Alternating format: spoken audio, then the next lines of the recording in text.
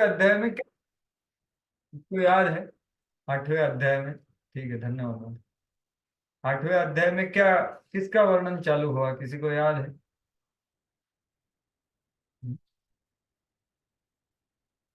9वें अध्याय में हमने बहुत सुंदर प्रार्थनाएं पिछली बार चर्चा की, ब्रह्मा जी की प्रार्थनाएं, बराबर, गर्भदक्षाई विष्णु को।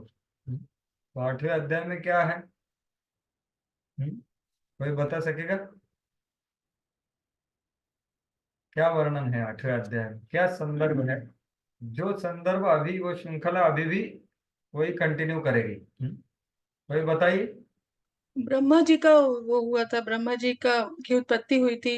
फिर उन्होंने जो है वो ज्ञान का वो सर्च किया था। और उससे जो हाँ है फिर गर्भोदक्षाई विष्णु का दर्शन, उनकी स्तुति जो। हाँ, बिल्कुल सही, लेकिन ये वर्णन ब्रह्मा जी का प्राकट्य है गर्भदक्षय विष्णु से, लेकिन ये वर्णन किसका हो रहा है, क्या चीज का वर्णन हो रहा है? ये है पाद्म कल्प का वर्णन हो रहा है, बराबर। पाद्म कल्प का वर्णन मतलब ब्रह्मा जी के 50 साल खत्म हो गए हैं और 51 साल का पहला दिन का वर्णन है। तो तब भी क्या होता है, तो ये पाद्म कल्प का वर्णन अभी तक चल रहा था, जो स्वयंभू मनवंतर में पाद्म कल्प है। हम्म, तो उसका वर्णन चल रहा था, 8वां प्रभु जी, अध्याय। एट्थ चैप्टर से पाद्मकल्प शुरू हुआ है, ऐसे बोलिए। हाँ, वही बोल रहा हूँ, 8 चैप्टर से पाद्म कल्प का वर्णन चालू हुआ। फिर 9वें अध्याय में ब्रह्मा जी ने प्रार्थना किया, भगवान ने बहुत सुंदर उत्तर दिया उसका, उनको प्रेरित किया, आदेशित किया। बहुत ही सुंदर अध्याय था वो, हमने चर्चा किया उसका विस्तार रूप से। और 10वें 11वें अध्याय में, 9वें 10वें 11वें अध्याय में प्राकृत और वैकृत सृष्टि का वर्णन है, जिसको सर्ग बोलते हैं, और विसर्ग। तो अलग अलग सृष्टि और काल का भी वर्णन है, तो उसका हमने विस्तार से चर्चा किया। और 12वें अध्याय में विसर्ग का वर्णन है, जो कि ब्रह्मा जी ने पहले पांच परतें बनाई, उसके बाद 4 कुमार प्रकट हुए जिन्होंने ब्रह्मा जी को आज्ञा का पालन नहीं किया, फिर रुद्र आए इत्यादि, वो सब हमने चर्चा की। और मनु और शत्रुपा का प्राकट्य हो गया 12वें अध्याय के अंत में। अनेक अनेक ऋषि मुनि भी प्रकट हुए, नारद मुनि भी प्रकट हुए। उसके बाद अंतिम चिंतन कर रहे थे ब्रह्मा जी की, कैसे अभी सृष्टि का ये सृष्टि को बढ़ाया जाए, तब भी उनके शरीर से एक प्रभु और एक माता जी प्रकट हुई, जो कि मनु और शत्रुपा है। ऐसे ये है संदर्भ 12वें अध्याय का अंतिम पार्ट। और अभी 13वां अध्याय यहाँ से शुरुआत होता है। तो ये है हमारा संदर्भ जो तीसरे स्कंद में चल रहा है। तो विसर्ग का विस्तृत रूप से वर्णन यहाँ पे चालू हो गया है। ठीक है, तो अभी हम तेरा ये अध्याय में ये पीपीटी दिखाता हूँ।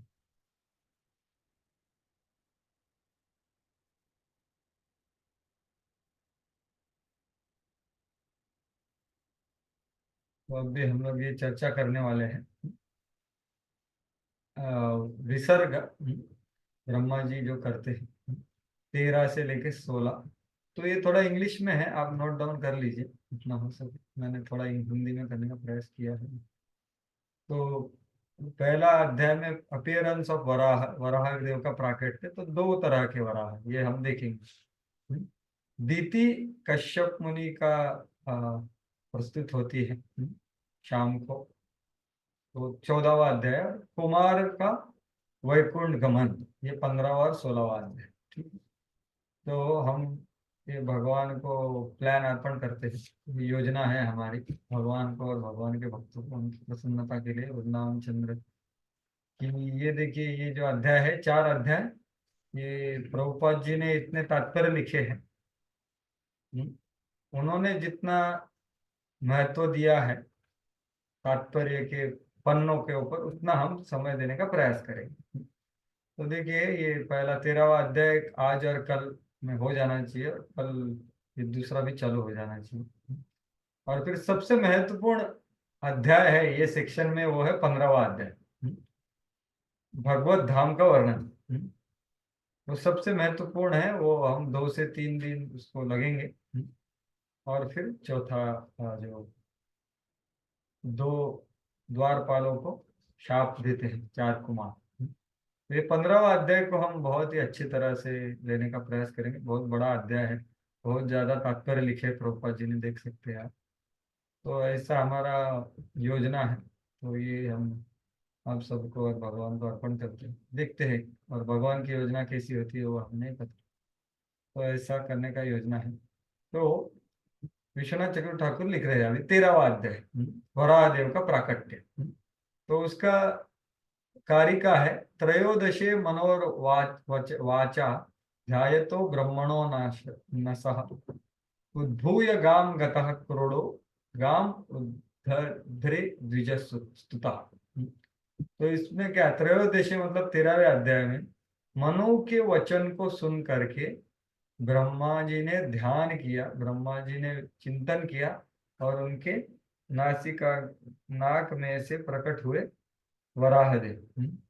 और जो उद्भूया मतलब प्रकट हो गए, गाम गतः मतलब वो पृथ्वी को ढूंढने के लिए गर्भोदक सागर में गए। और कैसा रूप लिया उन्होंने, करोड़ों, करोड़ों मतलब एक वराह का रूप लिया। और फिर उन्होंने पृथ्वी को उद्धरे, गांव उद्धरे द्विजस्तुतः, और उसके बाद ऋषि मुनियों ने उनका स्तुति की है। तो ये सभी चीजें ये अध्याय में है। तो 1 से 4 के आप देखोगे, यहाँ पर 1 से 4 क्या है, विदुर ने और प्रश्न की। विदुर के प्रश्न, विदुर की जिज्ञासाएं हैं 1 से 4 में। 5 से 15 में है ब्रह्मा और मनु का बहुत अच्छा संवाद है। एक पिता और पुत्र और गुरु शिष्य के बीच में जो आदर्श संवाद होना चाहिए, वैसा संवाद है। उसके बाद श्वेत वराह का प्राकट्य 16 से लेकर के 30। उसके बाद नील वराह का थोड़ा वर्णन 31 से लेकर 33 श्लोक में। और 34 से 45 है द्विजस्तुतः, मतलब जो ऋषि मुनि हैं उनकी स्तुति, वराह देव की, जो यज्ञ के रूप में उन्होंने स्तुति की। और 46 से 50 है भगवान वापस चले जाते हैं, और फलश्रुति है वराह के प्रकट्य के अध्याय की। तो ये अध्याय का संक्षेप में ये है कारिका, और ये अध्याय में क्या है। तो अभी हम इसके अंदर प्रवेश करते हैं। हाँ, तो आप सब लोग ये देख पा रहे हैं शायद, वर्ड फाइल है, लिखी जाएगा। इधर बैठना है, ऐसा लिखिए। मैं भी लिखूंगा उसमें। ठीक है, कोई मतलब थोड़ा सा अगर देखना चाहते हैं तो वह अध्याय 13 वराह भगवान का प्राकट्य।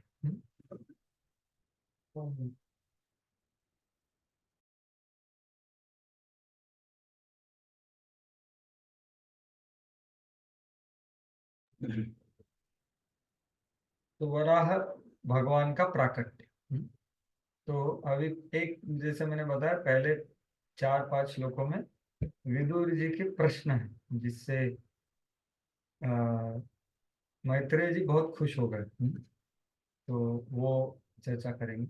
श्री शुक उवाच निशम्य वाचम वदतो मुनेः पुण्यतमां नृपः भूयः प्रपच्छ कौरव्यो वासुदेव कथादृतः। तो पढ़े, महायोगी को पढ़ेंगे आप भाषांतर। हाँ, यस प्रभु। दंडवत प्रणाम। मंडल। श्री सुखदेव गोस्वामी ने कहा, हे राजन, श्री मैत्रेय मुनि से इन समस्त पुण्यतम कथाओं को सुनने के बाद विदुर ने पूर्ण पुरुषोत्तम भगवान की कथाओं के विषय में और अधिक पूछताछ की, क्योंकि इनका आदर पूर्वक सुनना उन्हें पसंद था। हरे कृष्ण। तो निशम्य वाचम वदतो, मतलब ये जो पिछले सारे अध्याय सुने उन्होंने, 4-5 से लेकर के आगे चतुश्लोकी का वर्णन, उसके बाद पाद्म कल्प का वर्णन, ब्रह्मा जी की प्रार्थना, उसके बाद काल, और उसके बाद सृष्टि की निर्मिति, उसमें क्या क्या होता है, ये सभी काफी, एक तरह से देखा जाए कुछ कुछ चीजें काफी क्लिष्ट भी थी, लेकिन ये सब कृष्ण से संबंधित सिद्धांत उन्होंने सुने। तो ये सुनने के बाद प्रपच्छ भूय, वापस उन्होंने या कौरव्यो, कुरुओं में सर्वश्रेष्ठ जो विदुर है, और उनका वर्णन कैसा किया है, वासुदेव कथा धृतः, जो वासुदेव विषय कथा को बहुत ही आदर पूर्वक प्रस्तुत हो रहे थे, ऐसे विदुर जी। तो ये जो शब्द है ये बहुत महत्वपूर्ण है, आर्द्रता। सो प्रभुपाद वही बोल रहे हैं। तो तात्पर्य पढ़िए, दो ही लाइन का है। हरे कृष्ण। अद्रुता शब्द महत्वपूर्ण है क्योंकि यह संकेत देता है कि विदुर में पूर्ण पुरुषोत्तम भगवान के दिव्य संदेश सुनने के प्रति स्वाभाविक झुकाव था। वे इन कथाओं को लगातार सुनते रहकर कभी भी पूरी तरह तुष्ट नहीं होते थे। वे अधिक सुनना चाह रहे थे, जिससे वे दिव्य संदेश द्वारा अधिक कृतार्थ हो सके। तो देखिए, ये छोटा सा तात्पर्य है लेकिन ये बहुत महत्वपूर्ण है। इधर क्या दिया है कि भाई आर्द्रता मतलब क्या, कि वो बहुत आतुर थे, उनका स्वाभाविक झुकाव हरि कथा में था, हरि कथा में उनकी रुचि थी। तो ये एक बात हो गई। और लगातार सुनते रहकर भी पूरी तरह तुष्ट नहीं थे, और वो और सुनना चाहते थे। और उसके बाद क्या दिया है, जिससे वे दिव्य संदेश द्वारा अधिकाधिक कृतार्थ हो सके। तो अगर आप प्रभुपाद जी का इंग्लिश पढ़ेंगे तो इंग्लिश में ऐसा वर्णन आता है कि, देखो मैं एज इट इज पढ़ता हूँ उसको। प्रभुपाद लिखते, he wanted to hear more and more, so that more and more he could be more and more blessed by the transcendental message। तो ये आध्यात्मिक या दिव्य संदेश द्वारा उनको आशीर्वाद प्राप्त हो। तो ब्लेस्ड का इधर भाषांतरित कृतार्थ किया है, पता नहीं ये कितना हिंदी में है, लेकिन मैं बताना चाहता हूँ कि यहाँ पर देखो, आप किसी संदेश से कैसे क्या आशीर्वादित हो सकते हैं, कि संदेश से आशीर्वादित हुए, ऐसा दिया है। दिव्य संदेश द्वारा अधिकाधिक आशीर्वादित हो सके, ऐसा बोल सकते हैं, blessed, blessed by the transcendental message. तो इसका अर्थ बहुत गहरा है। तो आप सब लोगों से अनुरोध है कि ये लेक्चर अगर आप सुनना चाहते हैं तो सुन सकते हैं। परम पूज्य राधानाथ स्वामी महाराज द्वारा यही श्लोक पर एक बहुत महत्वपूर्ण लेक्चर है, डोंट डू थिंग्स मैकेनिकली। यही श्लोक पर महाराज लेक्चर दिए हैं। और ये जो लेक्चर है ये बारंबार सुनने लायक है, क्योंकि क्या है, महाराज क्या बताते हैं उधर, कि ये भक्तिमय जीवन में हम ये भौतिक जगत में रहते हुए हर एक चीज हम यांत्रिक भाव से करते हैं, कृत्रिमता से करते हैं। लेकिन इधर विदुर जी कैसे सुन रहे हैं, बहुत उत्सुकता से सुन रहे हैं, बहुत हृदय डाल के सुन रहे हैं, झुकाव से सुन रहे हैं, आनंद से सुन रहे हैं। पूरे वो जो दिव्य संदेश है उसका उनको आशीर्वाद चाहिए। सोचिए, आपने सुना है क्या, दिव्य संदेश द्वारा आशीर्वादित होना चाहते, मतलब क्या, क्योंकि ये दिव्य संदेश का उनको महत्व पता था, क्योंकि ये श्रीमद् भागवत था, और श्रीमद् भागवत का हर एक श्लोक, ये भागवत ही कृष्ण से अभिन्न है। तो ये उनका चेतना था, उनको पता था कि हरि नाम और हरि कथा ये हरि से अभिन्न है, तो उससे मैं आशीर्वादित होना चाहता हूँ। तो इसलिए हम जब श्रवण करते हैं तभी भी हमें यांत्रिक, क्या बोलेंगे, मैकेनिकली, मतलब क्या बोलेंगे, मैकेनिकल चीज करते हैं ना हम लोग। ठीक है, अभी ये लगा दिया ऑडियो।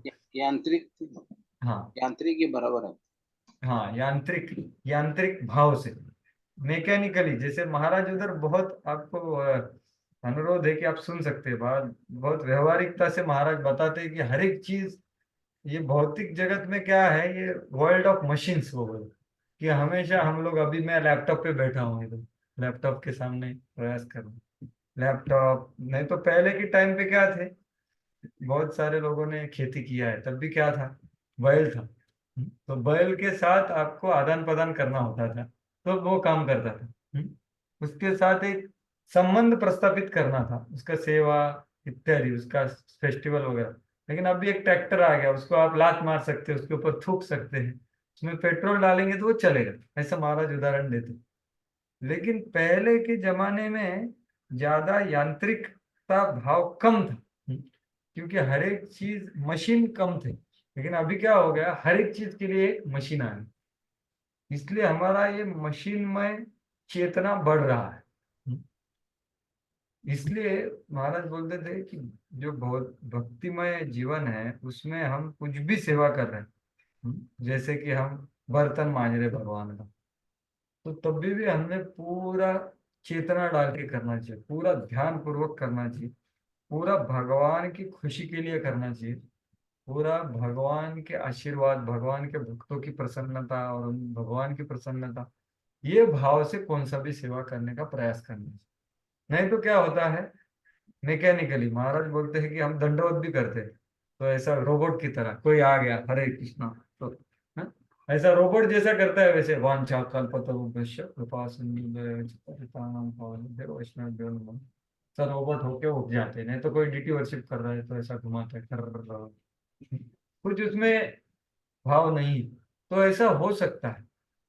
इसलिए महाराज क्या बोल रहे थे कि कौन सा भी चीज श्रवण से लेकर के, तो वहां पर वो महत्वपूर्ण चीज बताते हैं कि अगर हम श्रवण सही तरह से करेंगे तो बाकी की जो क्रियाएं हैं नवविधा भक्ति की, वो हम हृदय पूर्वक करेंगे, यांत्रिक भाव से नहीं करेंगे। तो वो लेक्चर का कुछ भाग में लगाना चाहता था, क्योंकि मैं पूरा प्रकट नहीं कर सकता, क्योंकि मैं ही मैकेनिकली कुछ चीजें कर रहा हूँ, लेकिन महाराज पूरा हृदय डाल के करते हैं। तो मैं, पता नहीं, मैं लगाता हूँ लेक्चर 2 मिनट के लिए, अगर आपको श्रवण कर नहीं कर रहा है तो बताइए। मैं, वो इंग्लिश में है, अर्थात कुछ लोग समझ सकते हैं, कुछ लोगों को वर्णन करूंगा मैं। तो यहाँ पर ये जो लाइन है ना, लास्ट लाइन, उसका वर्णन कर रहे हैं महाराज कि जिससे दिव्य संदेश द्वारा अधिकाधिक कृतार्थ हो सके। तो ये लगाया मैंने।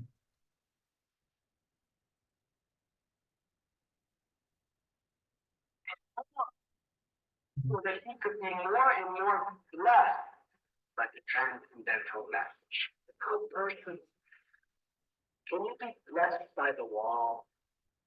Can you be blessed by the floor? Can you be blessed by your car? You cannot be blessed by anything but a person.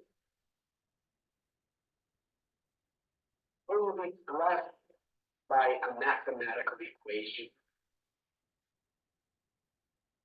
But the Srimad Bhagavatam, this substance is transcendental sound. It is not different than Krishna. It is Krishna.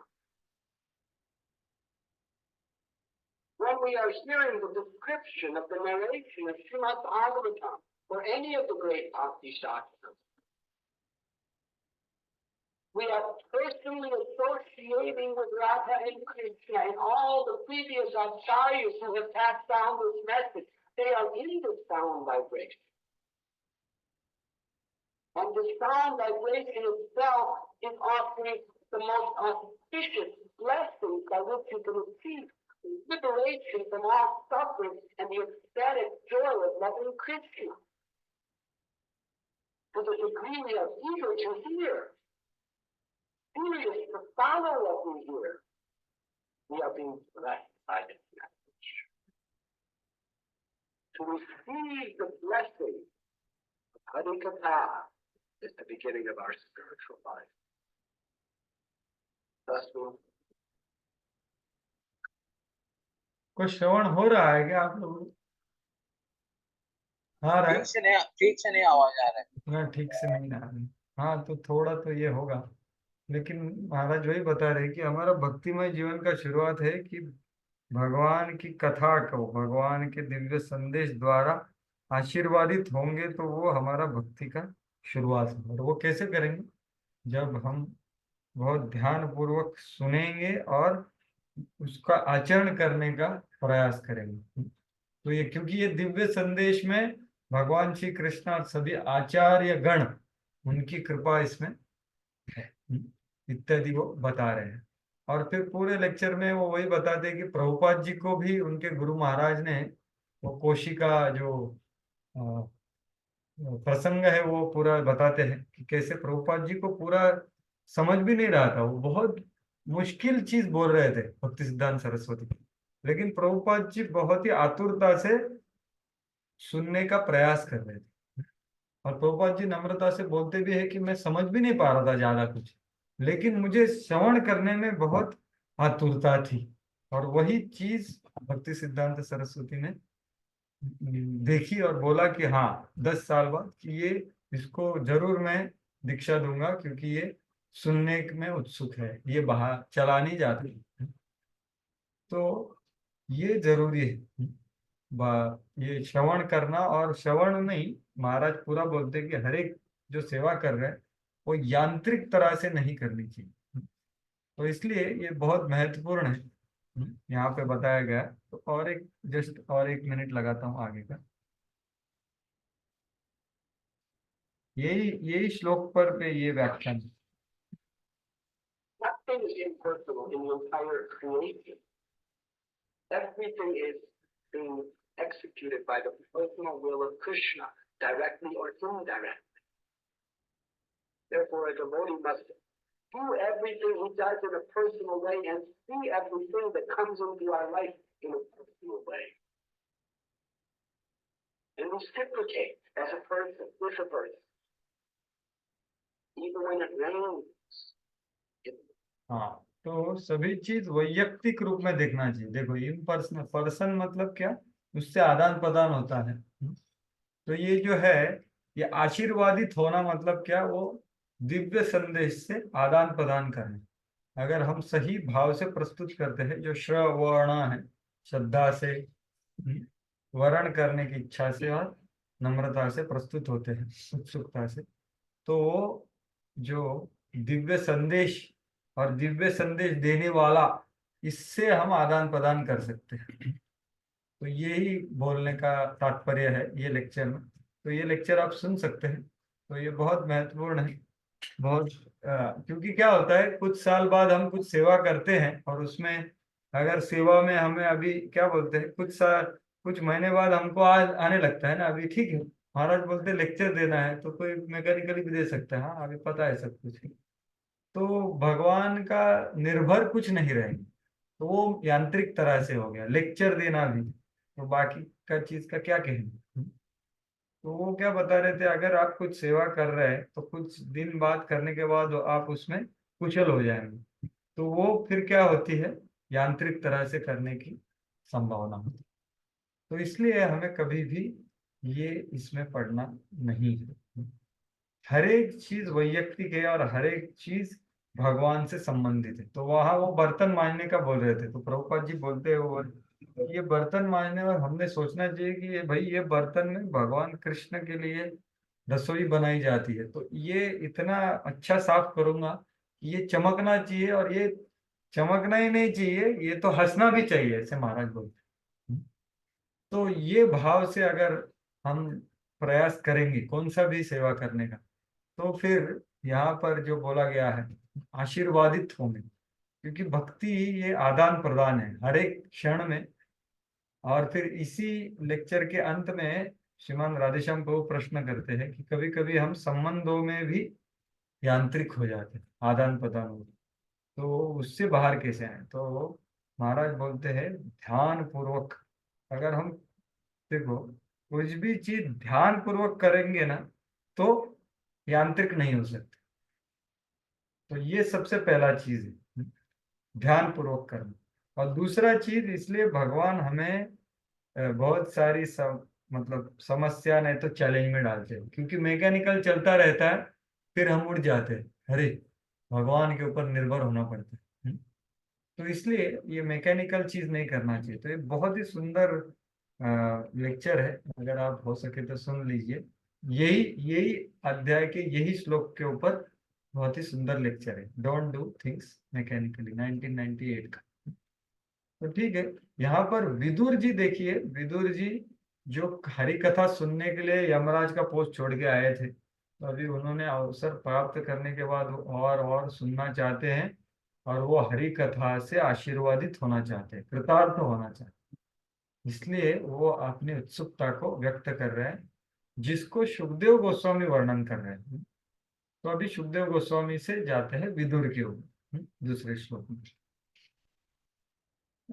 Vidur उवाच स वै स्वायंभुवः सम्राट् प्रियपुत्र स्वयंभुवः प्रतिलभ्य प्रियां पत्नीं किं चकार ततो मुनि।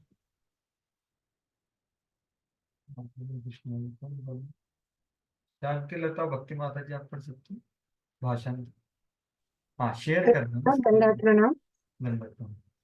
विदुर ने कहा, हे मुनि, ब्रह्मा के प्रिय पुत्र स्वयंभु ने अपनी अतीव प्रिय पत्नी को पाने के बाद क्या किया? हाँ, हरि बोल। हरे कृष्ण। तो ये अपने पुत्र को बताया, क्योंकि उनके अंग से वो प्रकट हुए, इसलिए पुत्र बताया। ठीक है, आगे जाएंगे। चरितम तस्य राजर्षे आदिराजस्य सत्तम ब्रूहि मे शब्ददानाय विश्वक्सेनाश्रयो ह्यसौ। हाँ माता जी पढ़िए आगे, आगे 4-5 श्लोक पढ़िए। हरे कृष्ण। हे पुण्यात्मा श्रेष्ठ, राजाओं का आदि राजा मनु भगवान श्री हरि का महान भक्त था। अतएव उसने उसके शुद्ध चरित्र तथा कार्यकलाप सुनने योग्य है। कृपया उसका वर्णन करें, मैं सुनने हेतु अतीव उत्सुक हूँ। तो श्रद्धानाय ब्रूहि में, मेरे को बताइए, जो मैं प्राप्त करने के इच्छुक हूँ उसे बताइए। तो और उनकी उत्सुकता व्यक्त कर रहे, क्या बताइए भाई, ये आदिराज है, जो राजर्षि है, जो मनु है, वो भगवान के बहुत बड़े भक्त है और महाजन है। जो हम महाजन में मनु बोलते वो यही है, स्वयं वो मनु। तो ये महान भक्त है, इसलिए मैं उनका चरित्र सुनना चाहता हूँ, और वो बहुत ही सुनने योग्य है। तो ये भागवत पुराण में ये यही चीजें ओतप्रोत भरी हुई है, वही प्रभुपाद जी यहाँ पर बोल रहे तात्पर्य में।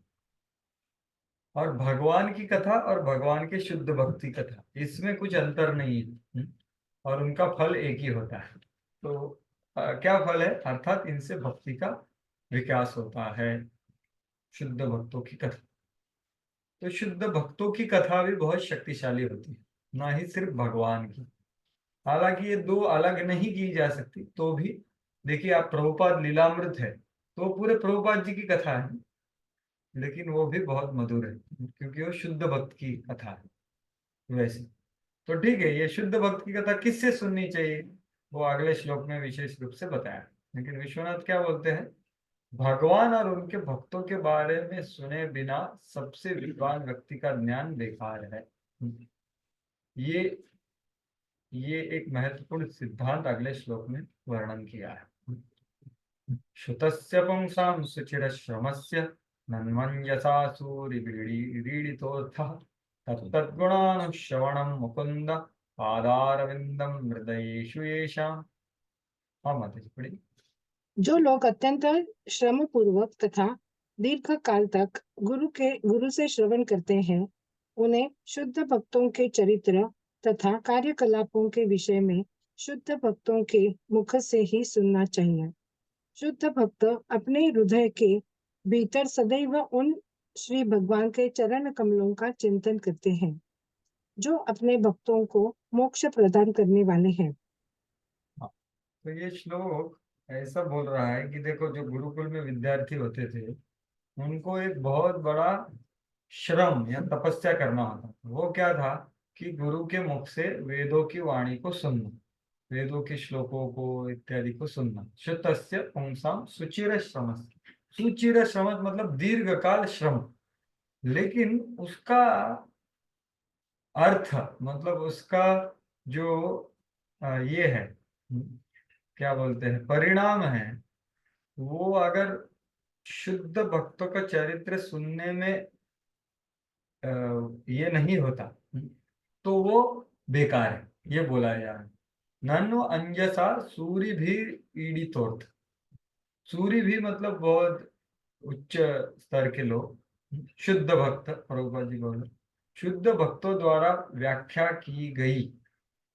अगर ये जो गुरुकुल का विद्यार्थी है, अगर वो दीर्घकाल श्रम से बहुत रटता है, लेकिन अगर वो गुरु के मुख से अगर दूसरे शुद्ध भक्त के बारे में श्रवण नहीं करता तो वो बेकार है।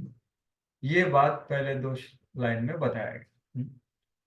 और दूसरे 2 लाइन में क्या बताया कि ये शुद्ध भक्त का पात्रता क्या है, कि उसके हृदय में भगवान के चरण कमल है। तत्त गुणानुश्रवण मुकुंद पादारविंदम हृदयेश्वरेश। तो ऐसे शुद्ध भक्त से सुनना है, ऐसे शुद्ध भक्त के बारे में जिनके हृदय में भगवान मुकुंद के चरण चरण कमल प्रस्तुत है। उनके गुण अनुश्रवण करना चाहिए। ये ही महत्वपूर्ण सिद्धांत है। तो ये श्लोक में ये बताया गया है। संक्षेप रूप में क्या बताया है कि भाई पिछले श्लोक में बताया शुद्ध भक्त की कहानी सुननी चाहिए, कि शुद्ध भक्त का कथा दूसरे शुद्ध भक्त के मुख से सुनना चाहिए। ये भाव ये श्लोक में दिया है। तो यही चीज प्रभुपाद जी तात्पर्य में बता दे। हालांकि भाषांतर में उन्होंने बता दिया शुद्ध भक्तों के चरित्र कार्यकलाप को विषय में शुद्ध भक्तों के मुख से ही सुनना चाहिए। तो ये क्यों सुनना चाहिए, तो ये यहाँ पर बता रहे। तो लास्ट में आप देखिए, इसलिए दिव्य शास्त्रों का कर्तव्य है कि वे शुद्ध भक्तों के बारे में उसी रूप में सुने जिस तरह श्री भगवान के वैसे ही भक्तों द्वारा बतलाया गया हो। मतलब यहाँ पर जो हम वक्ता है वो भी शुद्ध भक्त है। तो ये महत्वपूर्ण है, क्योंकि कोई तब तक श्री भगवान या उनके भक्त के विषय में कुछ नहीं बतला सकता जब तक वह स्वयं शुद्ध भक्त ना हो। तो बाकी कई लोग कुछ भी बता सकते हैं, जैसे मैं अभी प्रयास कर रहा हूँ। मैं शुद्ध भक्ति और शुद्ध भक्त का स्तर बहुत ऊंचा है, हालांकि तो भी आप सुन रहे हैं, लेकिन इससे कुछ ज्यादा विशेष होने नहीं वाला जितना आप डायरेक्ट शुद्ध भक्त से सुनेंगे। इसलिए मैं हमेशा बताता हूँ, जब भी आप सब लोगों को अगर ऐसा अवसर प्राप्त हो कि प्रभुपाद जी के शिष्य, सन्यासी, गुरुजन, गुरु ये सब कभी आते हैं तो उनके मुख से आप सुनिए, उसमें बहुत शक्ति होता है। उसका ही वर्णन इधर है। क्यों उनमें क्या शक्ति होता है, क्योंकि उनके हृदय में भगवान हम के चरण कमल प्रस्तुत है। तो वही यहाँ पे बोल रहे थे। श्री भगवान के शुद्ध भक्त को क्षण भर के लिए भी भगवान के चरण कमलों से विलग नहीं किया जा सकता। निस्संदेह भगवान सदैव समस्त प्राणियों के हृदय में भीतर में रहते हैं, क्योंकि इनके विषय में नहीं जान पाते, क्योंकि मोहिनी भौतिक शक्ति द्वारा ठगे जाते। तो भगवान तो सबके हृदय में है, सर्वस्य चाहम हृदय सन्निविष्टो। लेकिन शुद्ध भक्तों में क्या अंतर है कि उन्होंने उसका साक्षात्कार किया। तथापि भक्त भगवान की उपस्थिति का अनुभव करते, इसलिए अपने हृदय के भीतर भगवान के चरण कमलों का सदैव दर्शन कर सकते। तो इसलिए ऐसे चरम वरिष्ठ शुद्ध भक्तों से सुनने का अवसर प्राप्त हो तो हमें उधर तुरंत सब कुछ फेंक के उधर जाना चाहिए, क्योंकि ये बहुत शक्तिशाली होता है। इसलिए प्रभुपाद जी यहाँ दिख रहे, देखो दिव्य छात्र, एक होता है छात्र और एक होता है दिव्य छात्र। दिव्य छात्र का क्या कर्तव्य है कि ऐसे शुद्ध भक्त से शुद्ध भक्तों के बारे में सुने, क्योंकि वो जो वर्णन किया है वो उसको पूरा का पूरा समझ में आएगा। यहाँ पे मैं कुछ वर्णन करूंगा तो ये सब थियोरेटिकल है, जो भी बताया वो रिपीट करूंगा, लेकिन वैसा नहीं है। अगर आप शुद्ध भक्त से सुनेंगे, जैसे कुछ दिन बाद बहुत सारे भक्त आने वाले हैं इधर, तो आप उसका यही सिद्धांत को कपिल देव बताए हैं। सताम प्रसंगात मम वीर्य संविदु भवंति हृत्कर्ण रसायन कथम। तो ये जो श्लोक है ये बहुत महत्वपूर्ण सिद्धांत है भागवत का। तो वो क्या बता रहा है कि भाई आप अगर बहुत ही उत्कृष्ट संग में हरि का वीर्य का श्रवण करते हो तो वो हरि का वीर्य का श्रवण, वो कथा आपको हृदय के और मन को दोनों को अच्छी लगेगी, और उससे अनर्थ निवृत्ति होगी। और फिर निष्ठा, रुचि, श्रद्धा, रतिर, भक्तिर अनुक्रमिष्यति। लेकिन अगर आप अपकृष्ट संग करते हो, जो उत्कृष्ट संग नहीं है, तो क्या होगा? अगर आप कथा भी सुनोगे तो भी उससे अनर्थ निवृत्ति नहीं होगी। तो ये भजन क्रिया ही चलती रहेगी। इसलिए ये बहुत जरूरी है दिव्य छात्रों के लिए। तो ये सिद्धांत यहाँ पे बताया गया है, जो कि बहुत महत्वपूर्ण है। तो हमने इसको बहुत ही गंभीरता से लेना चाहिए। जब भी हमें ये अवसर मिलता है, बहुत ही उच्च कोटि के भक्त अगर वहां पे आ रहे हैं, तो हमने जरूर उनका संग लेने के लिए भागना चाहिए, क्योंकि वो भगवान के चरण कमल को अपने हृदय में लेके घूम रहे, अनुभव किए, साक्षात्कार किए। और प्रभुपाद जी लिखते हैं, वो आपके कान में इंजेक्शन जैसा कृष्ण कथा डाल सकते, उनमें वो शक्ति है। इसलिए हमें उसका ये करना चाहिए। और यही चीज ब्रह्मा जी का प्रार्थना में हमने भी सुना, ये तो त्वदीय चरणाम भुज कोश गंधम जिघ्रंति कर्ण विवरै श्रुतिवातनीति भक्त्या गृहीत चरणाया परया चितेशाम नापैशिनाथ हृदयाम गुरुहात स्वपुंसा।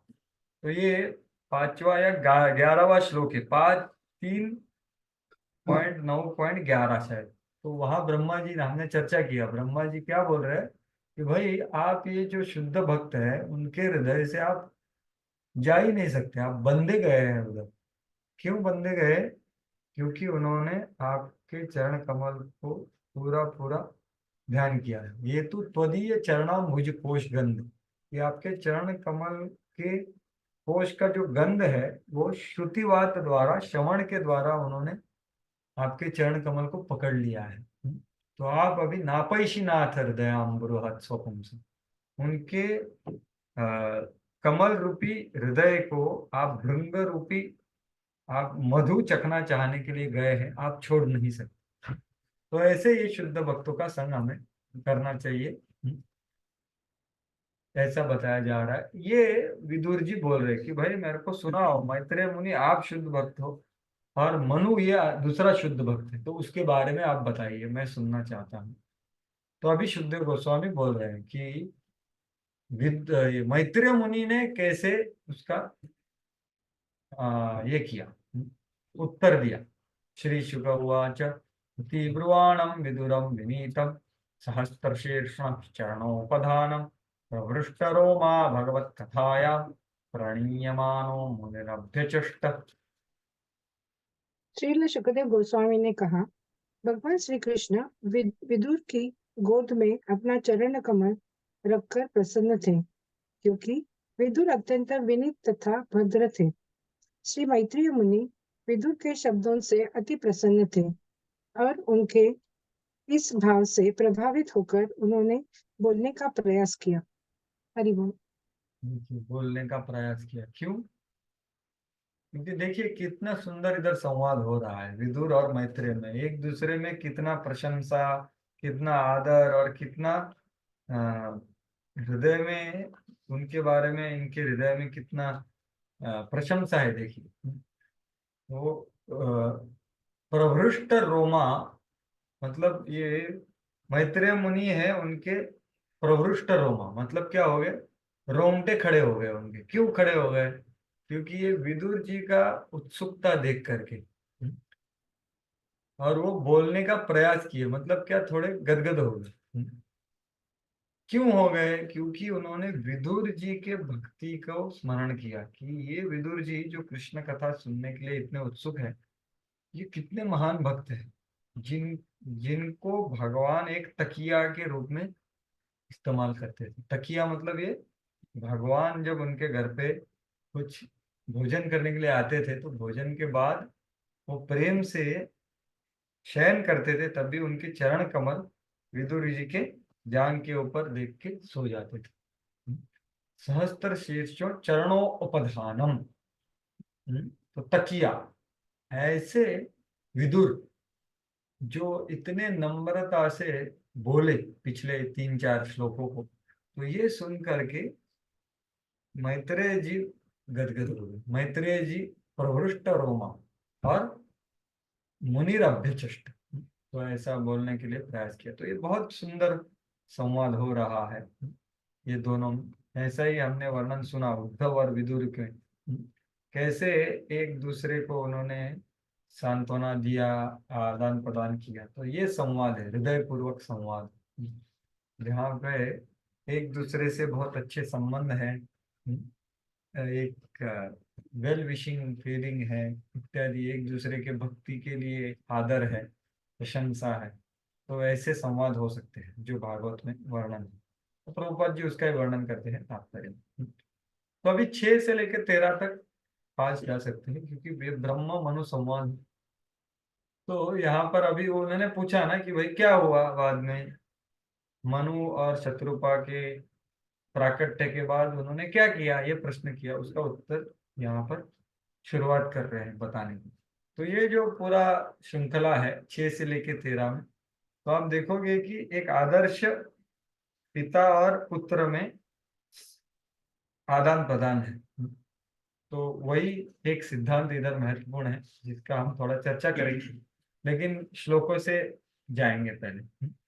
मैत्रेय उवाच यदा स्वभार्यया सार्धं जातः स्वायंभुवो मनुः प्राञ्जलि प्रणतश्चेदं वेदगर्भमभाषत। एक श्री मिनट। मैत्रेय मुनि ने विदुर से कहा, मानव जाति के पिता मनु अपनी पत्नी समेत अपने प्रागट्य के बाद वेद विद्या के आगर ब्रह्मा को नमस्कार करके तथा हाथ जोड़कर इस प्रकार बोले। हाँ, तो ये बहुत नम्रता से प्रस्तुत हुए मनु, और दंडोत प्रणाम करके इस प्रकार बोले। और ब्रह्मा जी को क्या बोला है इधर, वेद गर्भ, जहाँ से वेद प्रकट होते हैं। तो ये वेद भगवान के श्वास से प्रकट होते हैं, महाविष्णु, जो कि ब्रह्मा जी ग्रहण करते हैं और फिर वो प्रकट करते हैं। तो ये भौतिक ब्रह्मांड में वेदों का प्राकट्य ब्रह्मा जी के मुख से होता है, लेकिन वो कहाँ से आया है, भगवान महाविष्णु के श्वास से, क्योंकि वही सब वेद है। तो वेद गर्भ, वैदिक विद्या के आगार, ऐसा बोला ब्रह्मा जी। तो इसका संदर्भ आगे भी आएगा, इसलिए मैंने अभी बताया इसको। त्वमेकः सर्वभूतानां जन्मकृत् वृत्तिदः पिता तथापि न प्रजानां ते शुश्रूषा केन वा भवेत्। हाँ माता जी, एक मिनट, और कोई पढ़ सकता है अभी 5-6 श्लोक।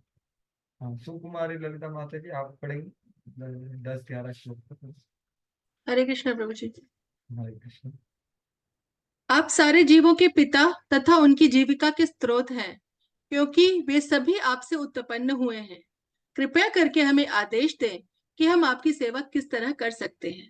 हरे कृष्ण। हाँ, तो यहाँ पर क्या बोल रहे हैं कि त्वम एक सर्वभूतानां, सभी भूतों के आप एक क्या हो, जन्मकृत मतलब जन्म देने वाले, और वृत्ति द मतलब उनके क्रियाकलापों को भी प्रदान करने वाले। ये पिता का काम है, वो आप करते हैं। तो इतना मतलब आप पोषण करते हैं।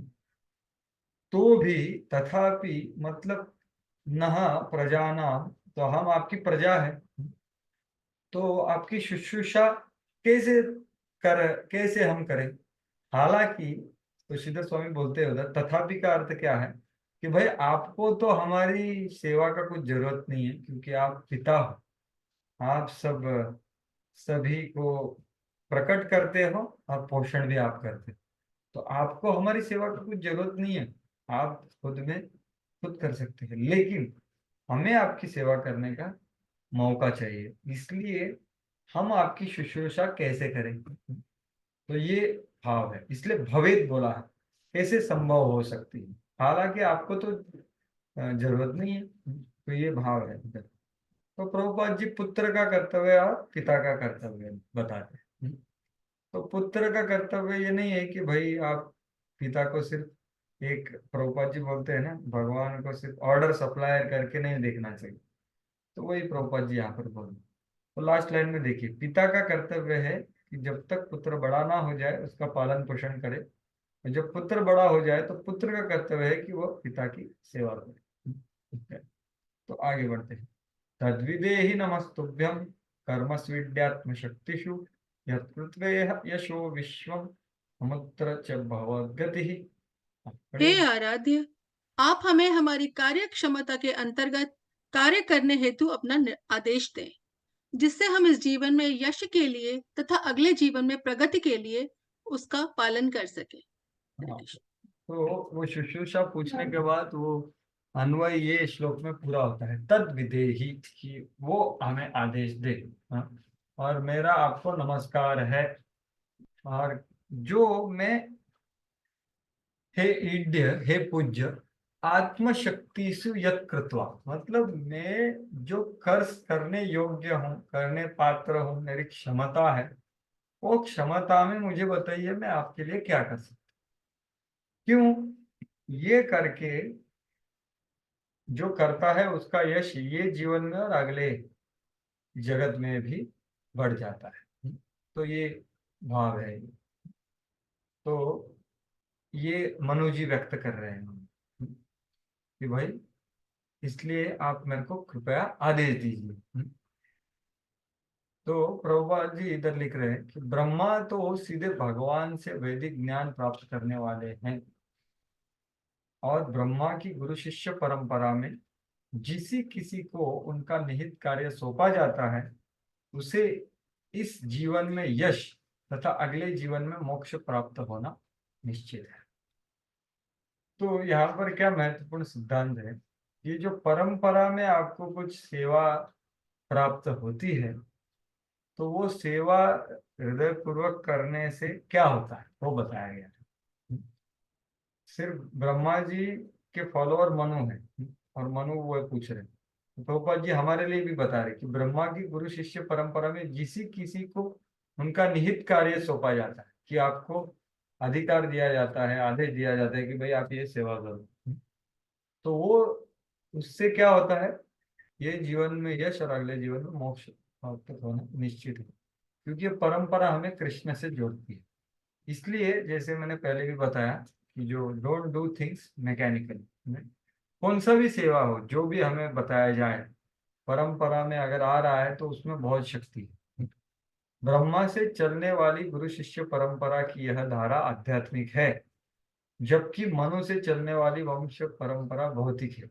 क्योंकि किंतु दोनों ही कृष्ण भावनामृत के एक ही लक्ष्य की ओर अग्रसर है। तो हमारी गुरु शिष्य परंपरा आध्यात्मिक ही है, हमारी तो सेमिनल नहीं है, लेकिन मनु की यहाँ पर सेमिनल है। लेकिन दोनों लक्ष्य सही है। तो यही भाव अगर आपको याद है, ब्रह्मा जी के एक प्रार्थना के तात्पर्य में प्रभुपाद जी लिखे थे। देखिए आप देख सकते हैं, शेयर किया है मैंने, शेयर कर रहा हूँ, वो पढ़िए कि ये बहुत महत्वपूर्ण है कि अगर हमें कुछ सेवा प्राप्त हुई है तो वो कितनी महत्वपूर्ण है। हाँ तो ये पढ़िए माता जी, ये तात्पर्य, ये देखो ये कौन सा श्लोक है, 3.9.29, भगवान खुद बोल रहे हैं, भगवान खुद ब्रह्मा जी को बोल रहे हैं। हाँ तो ये पढ़िए, श्री भगवान या उनके श्री भगवान या उनके प्रमाणिक प्रतिनिधि द्वारा अधिकार प्रदत्त कोई पुरुष पहले ही आशीर्वाद पा लेता है, और उसी तरह उसे सौंपा हुआ कार्य भी। निसंदेह उस व्यक्ति को जिसे ऐसा उत्तरदायित्व सौंपा गया हो, सदैव अपनी अक्षमता से अवगत होना चाहिए और अपने कर्तव्य के सफलतापूर्वक संपादन के लिए श्री भगवान की कृपा के लिए अपेक्षा करनी चाहिए। उसे इसलिए गर्वित नहीं होना चाहिए कि उसे कोई प्रशासनिक कार्य सौंपा गया है। भाग्यशाली वह है जिसे ऐसा कार्य सौंपा गया है, और यदि वह इस भाव में सदैव स्थिर रहता है कि मैं परमेश्वर की इच्छा के अधीन हूँ, तो अपने कार्य के संपादन में उसका सफल होना सुनिश्चित है। हाँ धन्यवाद। तो देखिए यहाँ पर हमें जानना चाहिए कि कौन सी भी सेवा अगर हमें प्राप्त होती है प्रामाणिक प्रतिनिधि द्वारा, तो वही बहुत बड़ा आशीर्वाद है। इसलिए वो हमें बहुत अच्छी तरह से करनी चाहिए। और उससे कौन से भाव में करना चाहिए वो भी बोला गया है। तो वही चीज उधर भी बताया था। तो इसलिए ये मैकेनिकली करना हम कभी कभी क्या करते हैं, कुछ सेवाओं को करना चाहते हैं और कुछ सेवाओं को हम निकृष्ट समझते हैं। लेकिन प्रभुपाद जी बोलते हैं भगवान के लिए राधा रानी और एक वत्स, ये दोनों प्रेमी है भगवान के। कौन सी भी सेवा, टेम्पल हॉल क्लीनिंग हो या वर्शिप, आप विग्रह की पूजा कर रहे हैं, ये दोनों सेम है भगवान के लिए, क्योंकि भगवान भावग्राही है। तो ऐसा नहीं कि ये सेवा सब लोग देखते हैं इसलिए अच्छी है और ये सेवा कोई नहीं देखता इसलिए अच्छी नहीं है। कौन सी भी सेवा है तो हमें हृदय ये भाव से करने का प्रयास करना चाहिए कि भाई ये मुझे अधिकारी द्वारा प्राप्त हुई है और ये मेरी एक अवसर है कि ये भगवान से मैं आदान प्रदान करूं। तो ध्यान पूर्वक, हृदय पूर्वक और भगवान और वैष्णव और गुरु की प्रसन्नता के लिए करने का प्रयास करना चाहिए। तो ये निहित कार्य है, तो उससे हम आगे बढ़ सकते हैं भक्ति में। ये इसलिए ये बहुत महत्वपूर्ण है। तो अभी ब्रह्मा जी उनको बहुत खुश होते हैं ये नम्र स्वभाव से, मनु के और शत्रुपा के। तो ब्रह्मा जी बोल रहे रीतस्तुभ्यम अहम तात स्वस्ति स्वाद्वाम क्षितीश्वर यन्निर्वलिकेन हृदा शाधि में त्यात्मनार्पितम। ब्रह्मा ने कहा, प्रिय पुत्र, हे जगत के स्वामी, मैं तुमसे अति प्रसन्न हूँ और तुम्हारे तथा तुम्हारी पत्नी दोनों के ही कल्याण की कामना करता हूँ। तुम मेरे आदेशों के लिए अपने हृदय से बिना सोचे विचारे अपने आप को मेरे शरणागत कर लिया है। हाँ, तो देखिए ब्रह्मा जी ये सुन करके कितने खुश हो गए। क्योंकि वो क्या बोले कि भाई कृपया मेरे को आदेश दीजिए। तो ब्रह्मा जी क्या बोल रहे हैं, प्रीतस्तुभ्यम अहम तात। हे तात, ये बहुत प्रेम से बोला जाता है, हे पुत्र मैं आपसे बहुत खुश हूँ। स्वस्ति त्वाम, आपका कल्याण हो। आप क्षितीश्वर राजा हो। क्यों मैं खुश हूँ? यन निर्वलेकेन हृदा शाधि मां इति आत्मनार्पितम, कि आपने निर्बलिक होके इस प्रकार मुझे बोला कि मुझे आदेश दीजिए और खुद को पूरा अर्पण कर दिया। आत्मना अर्पितम, शरणागत भाव से, बिना, प्रभुपाद जी निर्वलिक को भेदभाव से बोलते, निर्वलिकता और शरणागत भाव से हृदय पूर्वक आपने बोला कि भाई मुझे आदेश दो। उसमें कुछ स्वार्थ नहीं है, कुछ अल्टीरियर मोटिवेशन नहीं है, इसलिए मैं खुश हूँ। तो ये भाव से हमें प्रस्तुत होने का प्रयास करना चाहिए हमारे गुरुजनों की तरफ। तो तब वो खुश हो जाते हैं और वो खुश हो जाते हैं, फिर गुरु खुश हो जाते हैं, वैष्णव खुश हो जाते हैं, कृष्ण खुश होते हैं और कल्याण होता है। तो ये बात है। तो निर्व्यलिकता, इसके ऊपर प्रभुपाद जी थोड़ा वर्णन करते हैं।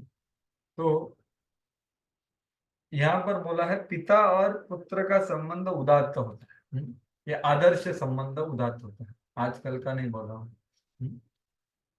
किंतु पिता की शुभेच्छा के बावजूद पुत्र कभी कभी उसकी निजी स्वतंत्रता का दुरुपयोग करने के विपत हो जाता है। हर जीव में चाहे कितना छोटा या बड़ा क्यों ना हो, स्वतंत्रता की रुचि होती है। ये जीव भौतिक जगत में क्यों आया है? क्योंकि उसको थोड़ा स्वतंत्रता चाहिए। यदि पुत्र मुक्त भाव से पिता के मार्गदर्शन पर चलना चाहता है तो पिता सभी तरह से उसे आदेश देने तथा उसका मार्गदर्शन करने के हेतु 10 गुना अधिक उत्सुक रहते हैं। इसलिए वो बोल रहे हैं ना, प्रीतस, मैं खुश हो गया। तो यहाँ पर ब्रह्मा जी का ऐसा भाव है, वो इतने खुश हो गए कि ये मेरा आदेश चाहता है। तो ये मनु, इसलिए ये जो आदर्श व्यवहार है वो सभी लोगों ने अनुसरण करना चाहिए। प्रभुपाद जी ने समस्त मानव जाति के उनके आदर्श का अनुसरण करना चाहिए। मनुष्य को मानव जाति के लिए के जाति के पिता के इस उदाहरण का दृढ़ता से पालन करना चाहिए, क्योंकि इससे पिता तथा पुत्र के संबंध उन्नत बनेंगे। तो पिता पुत्र और गुरु शिष्य ये भी सेम, मतलब वही सिद्धांत वहां भी लागू होते हैं। और यहाँ पे निर्व्यलिकता शब्द का महत्व बताया है। देखो ये जो श्लोक है 3, 24, 12, जहां पर ब्रह्मा जी, आप आगे सुनोगे, ये कर्दम मुनि से भी खुश थे। वहां भी वो बोलते हैं तुष्टो अहम, तो बहुत आपसे खुश हूं। क्यों? निर्व्यलिक हो आप में कुछ दोहरापन नहीं है, विदाउट रिजर्वेशन। तो वहां पर प्रभुपाद जी तात्पर्य में लिखते हैं, तो वो कृपया पढ़िए, बद्ध आत्मा। बद्ध आत्मा चार दोष के कारण धोखा देने के लिए प्रवृत्त होती है। लेकिन यदि कोई शिष्य उत्तराधिकार या परंपरा प्रणाली द्वारा आध्यात्मिक गुरु के आदेश का पालन करता है, तो वह चार दोषों पर काबू पा लेता है। इसलिए प्रामाणिक आध्यात्मिक गुरु से प्राप्त ज्ञान धोखा नहीं है। आध्यात्मिक गुरु का सम्मान करने का अर्थ है उनके निर्देशों का शब्दशः पालन करना। हाँ, तो देखिए बहुत महत्वपूर्ण चीज यहाँ पे बताई है कि प्रभुपाद जी ने ये तात्पर्य में लिखा है ना कि स्वतंत्रता की रुचि होती है। मतलब क्या कि बद्ध आत्मा को ये चार जो दोष है, वो चार दोषों में एक दोष क्या है कि दूसरों की चीटिंग करना, बराबर। तो ये निर्वेलिक मतलब विदाउट दैट। तो धोखा देने के लिए हर एक आदमी को प्रवृत्ति होती है, क्योंकि उसमें चार डिफेक्ट है ना, चार दोष है। ब्रह्म प्रमाद विप्रलिस कारण पटाव, ये सबको पता है। हमारी इंद्रिया अपूर्ण है, इसलिए बाकी सब चीजें होती। चीटिंग, प्रोपेंसिटी, गेटिंग इल्यूजन मतलब मोहित होना, और अपूर्ण इंद्रिया, मोहित होना, चीटिंग करना, और क्या है चौथा? कौन बता सकता है? भ्रम प्रमाद विप्रलप्स कारण पटम। तो इसके लिए प्रवृत्त होता है हर एक जीव। लेकिन अगर ये चार दोष हम सब में हैं, लेकिन वो आदमी अगर जो परंपरा में आज्ञा आई है उसको पकड़ के पालन करता है गुरु के आदेश का, तो क्या होता है? वो चार दोषों के ऊपर परे जाता है। समझ रहे आप? तो इसलिए ये महत्वपूर्ण है, गुरु मुख पद्म वाक्य चित्ते और ये वाक्य, क्योंकि ये चार दोष के परे काबू पा सकते हैं। तो इसलिए आध्यात्म जो गुरु से आदेश आता है उसमें हमें कभी डाउट नहीं करना चाहिए। वही प्रभुपाद जी बोल रहे थे, प्रामाणिक आध्यात्मिक गुरु से प्राप्त ज्ञान धोखा नहीं है। इसलिए क्या करना चाहिए? आध्यात्मिक गुरु का सम्मान बोलते हैं ना, मतलब क्या सिर्फ जय गुरुदेव करके बहुत ज्यादा जंप लगा के बहुत बड़ा गार्लैंड देना चाहिए, ये तो अच्छा है। लेकिन सबसे महत्वपूर्ण क्या है? उनके निर्देशों का शब्दशः पालन करना। तो प्रभुपाद जी इंग्लिश में लिखते हैं फॉलोइंग, देखो मैं इंग्लिश पढ़ता हूँ क्योंकि क्या है, इंग्लिश में बहुत सही दिया है।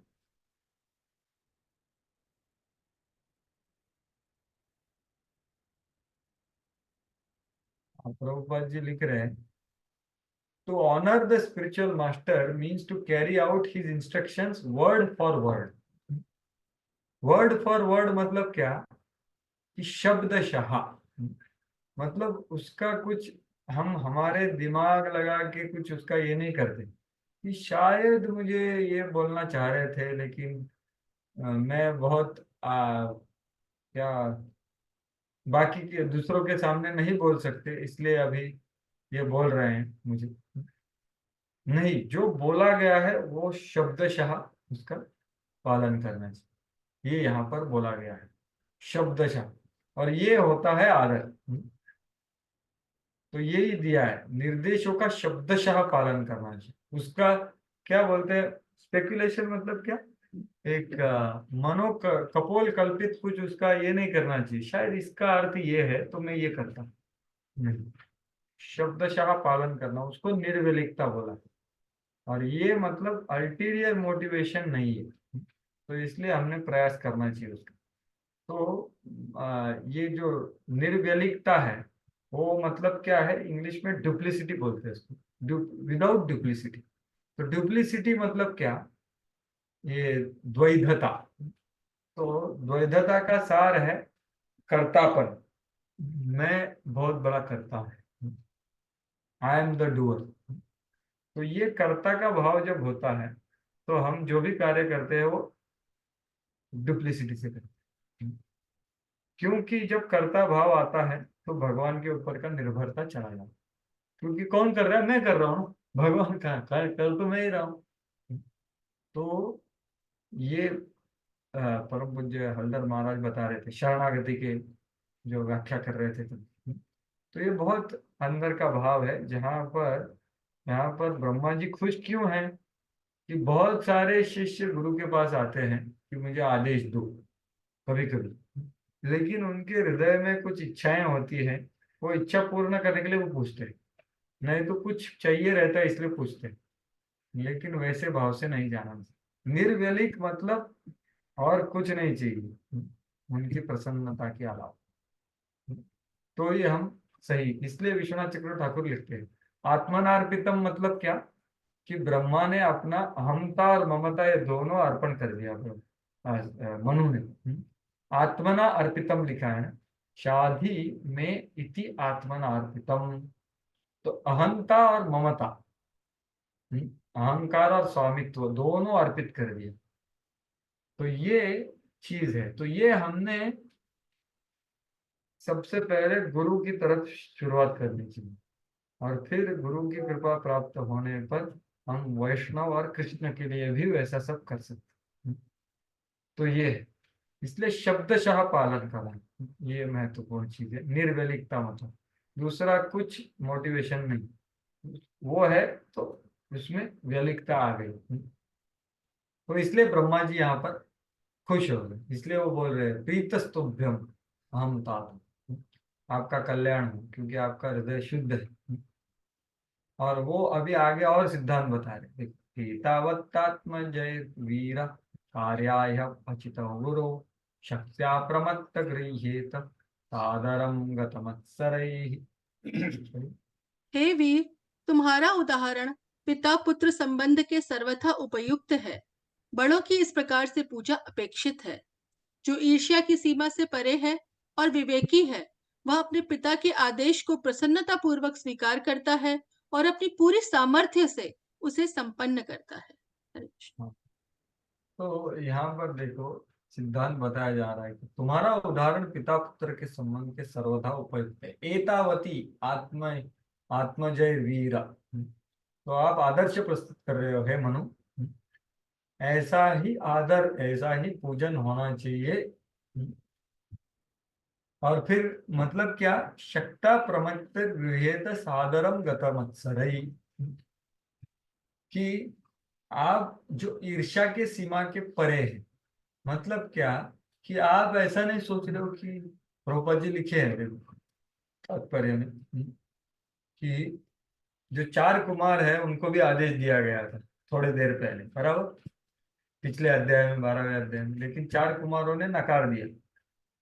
तो आप भी बोल सकते हैं 4 कुमार नहीं कर सकते तो मैं कैसे कर सकता हूँ। तो वैसा भाव आप में नहीं है, इसलिए आप में ईर्ष्या नहीं है, ऐसा बोला जाए।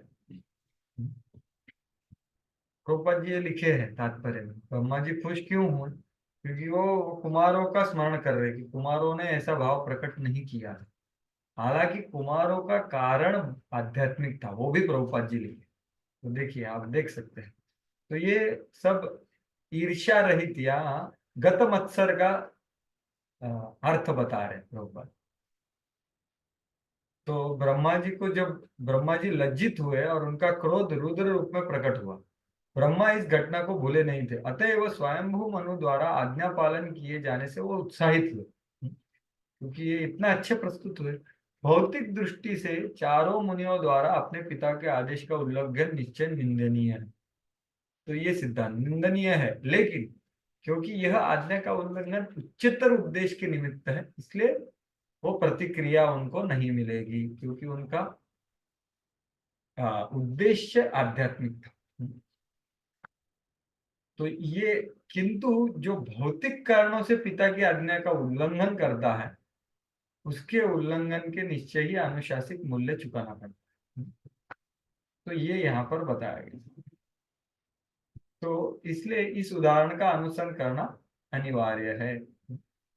तो गत मत्सर का यही मीनिंग है, देखो जीव गोस्वामी वही लिख रहे हैं। मत्सर का अर्थ है दूसरे व्यक्ति की शुद्धता से नफरत करना।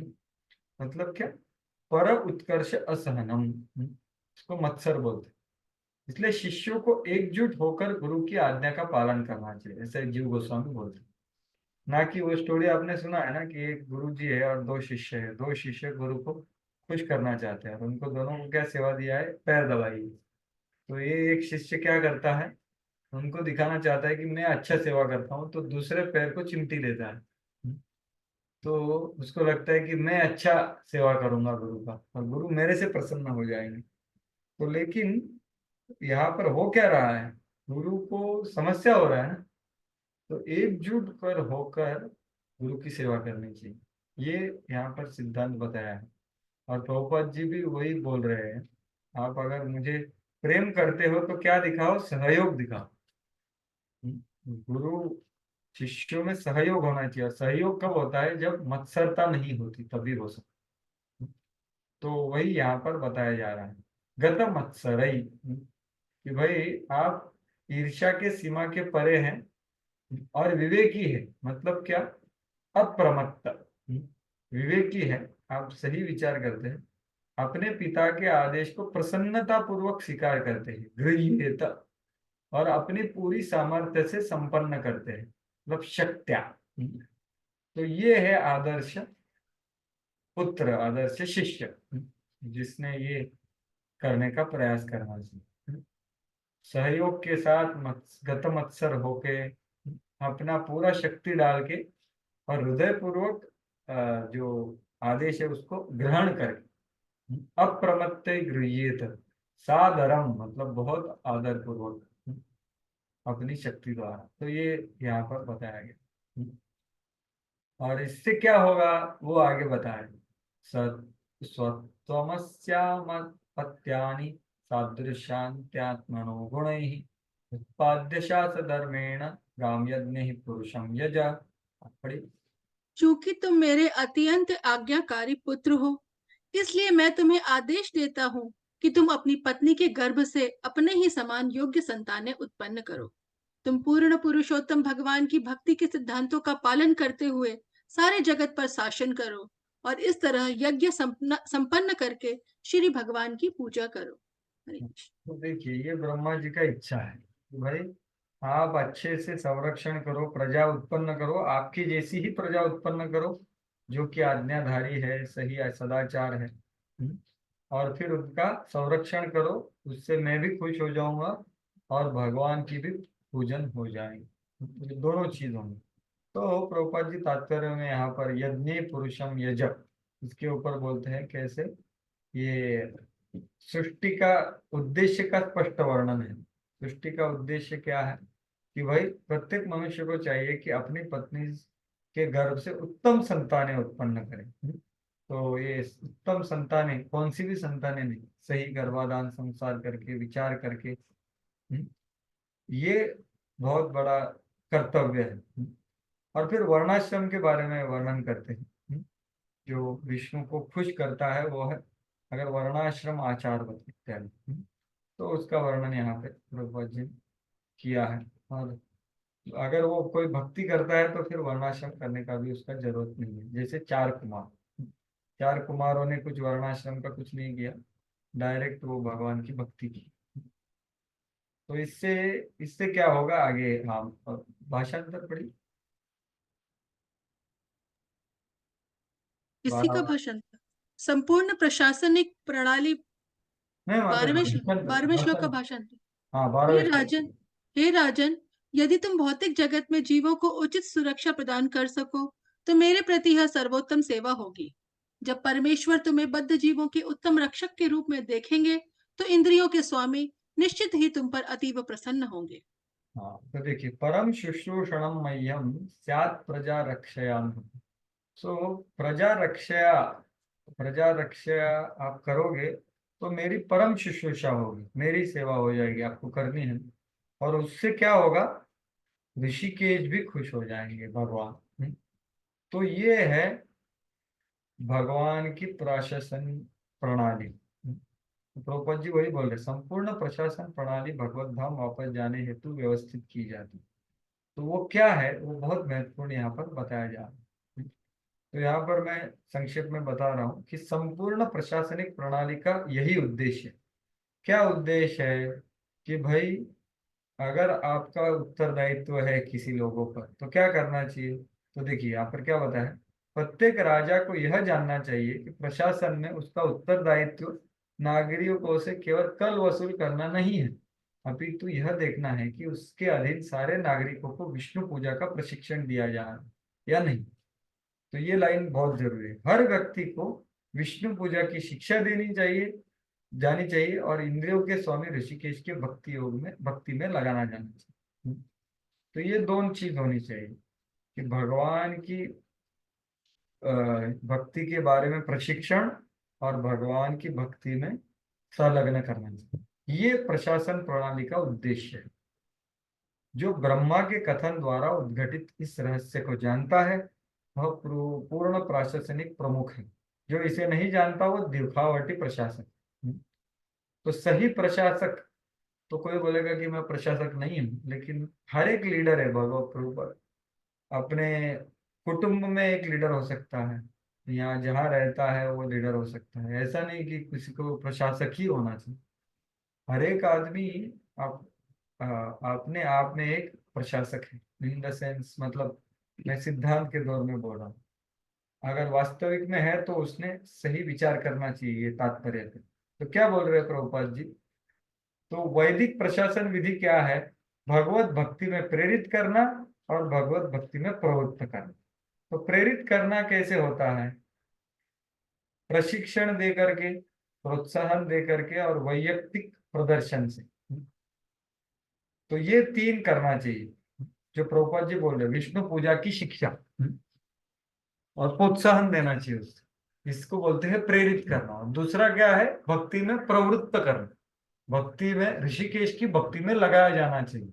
तो वो कैसा लगाना चाहिए, उस जो भक्त है उसकी विशेष कुछ कार्य उसको आता है, उसका अनुभव है और उसकी रुचि है, उसके हिसाब से उसको लगाना चाहिए। तो ये है प्रेरित करना और प्रवृत्त करना, to inspire and to engage. ये है वैदिक प्रणाली, ना कि हायर एंड फायर। ये कौन सा सिद्धांत है, हायर फायर का सिद्धांत स्वार्थ सिद्धांत है। वो कौन सा है, वेस्टर्न कंसेप्ट है कि भाई मेरे को कुछ करना है और मैं किसी को ग्रहण करता हूं, अगर वो नहीं कर रहा है तो उसको निकाल देता। तो ये भाव गलत है। तो इसलिए प्रभुपाद जी यहाँ पर बोल रहे हैं सही शिक्षा देनी चाहिए और सेवा में लगाना चाहिए। तो ये है वैदिक एडमिनिस्ट्रेशन, प्रशासनिक प्रणाली। तो ऐसा हमें करने का प्रयास करना चाहिए। और अगर ऐसा नहीं करते हैं तो क्या होता है, ये 13वें श्लोक में बताया, पढ़िए। पूर्ण पुरुषोत्तम भगवान जनार्दन श्री कृष्ण ही समस्त यज्ञ फलों को स्वीकार करने वाले हैं। यदि वे तुष्ट नहीं हैं, तो प्रगति के लिए किया गया मनुष्य का श्रम व्यर्थ है। वे चरम आत्मा है, अतएव जो व्यक्ति उन्हें तुष्ट नहीं करता वह निश्चय ही अपने ही हितों की उपेक्षा करता है।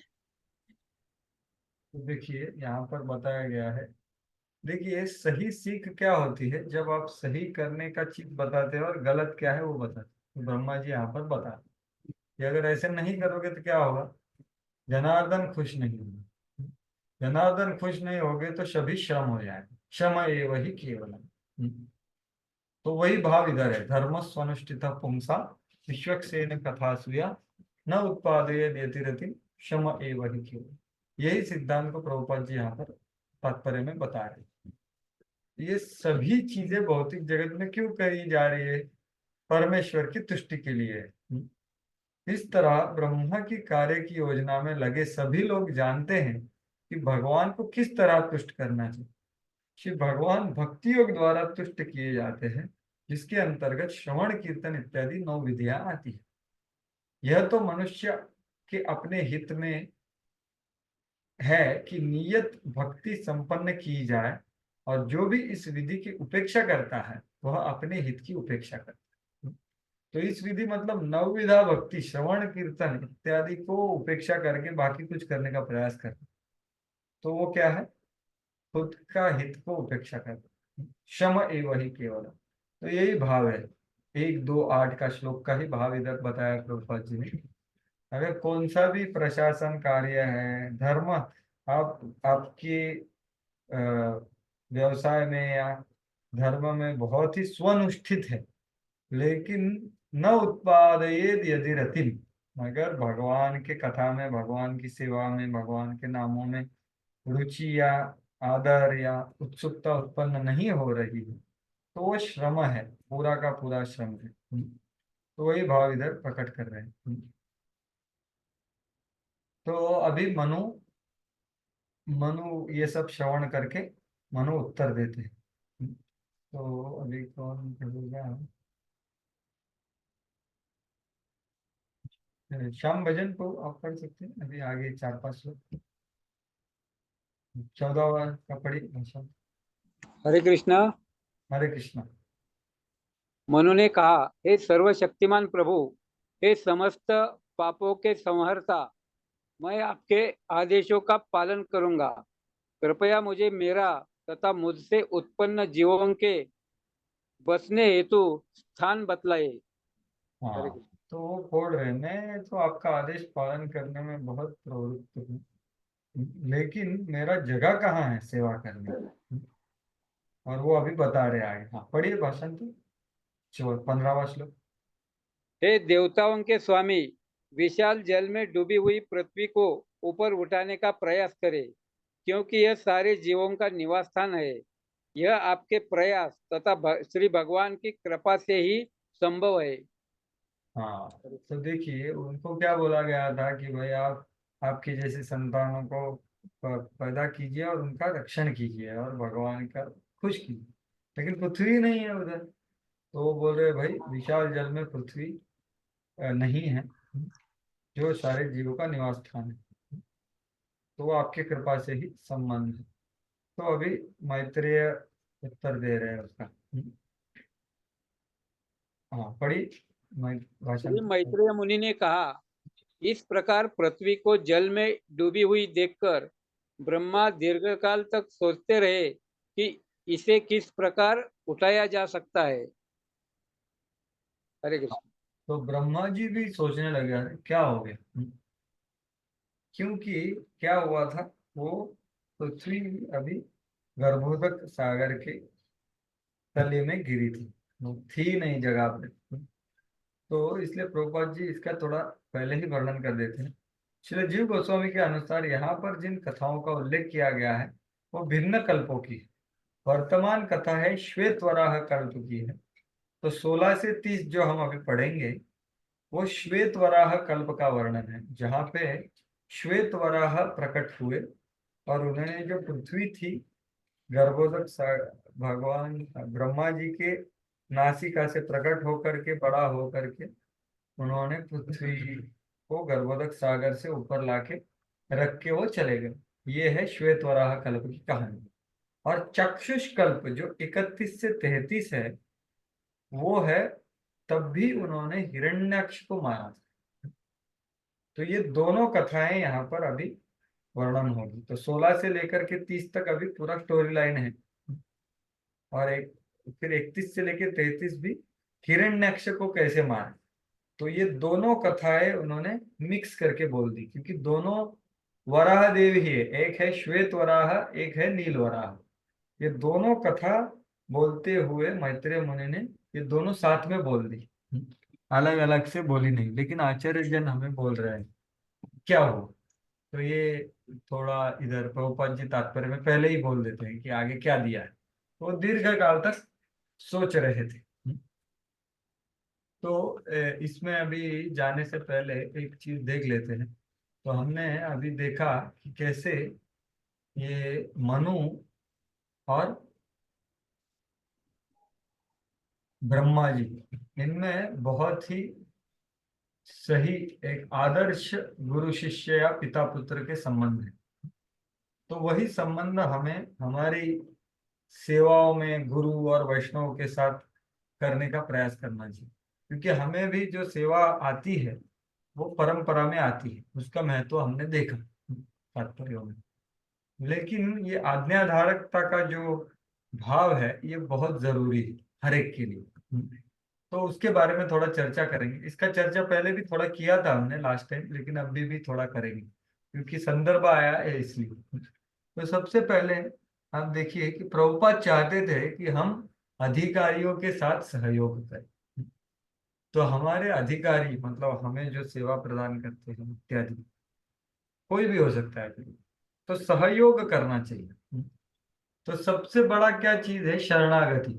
तो शरणागति बहुत ऊंचा है, लेकिन शरणागति के निचला स्तर क्या है? सहयोग। शरणागति मतलब क्या भाई? पूरा का पूरा आप जो बता मैं करूँगा, वो करना बहुत अच्छा है। लेकिन प्रभुपाद जी जानते थे कि कैसे सभी शुद्ध भक्त नहीं, तो सहयोग करना चाहिए। तो प्रभुपाद को खुश करना है तो सहयोग करना चाहिए। जैसे हमारे एक भक्त कर बोलते हैं ना, कौन, रासपरायण प्रभु की, कर्म योग, ज्ञान योग, अष्टांग योग, ये तो बोले जाते हैं, लेकिन सबसे मुश्किल योग कौन सा है? सहयोग है। सहयोग करना बहुत मुश्किल है अच्छे वक्त। तो सहयोग करने के लिए फिर हम हमारे जो गुरुजन हैं उनके तरफ कैसे प्रस्तुत होना चाहिए। जैसे यहाँ पर मनु जी प्रस्तुत हो रहे ब्रह्मा जी की तरफ, तो गुरु के वक्त और गुरु के प्रतिनिधियों के तरफ कैसे प्रस्तुत होना चाहिए, कैसे हमें आज्ञाधारकता का भाव होना चाहिए, उसका हम इधर चर्चा करें। तो कभी कभी हमें हमारी भक्ति में लगता है कि अगर ये मुझे कुछ दिया जाए तो मेरे भक्ति के लिए ये प्रतिकूल होगा, ये दिया जाए तो अनुकूल होगा। तो ये अनुकूल और प्रतिकूल ये हम जज करते हैं, और ये रूप गोस्वामी बताए भी है, लेकिन हमें उसको सही भाव से करना चाहिए।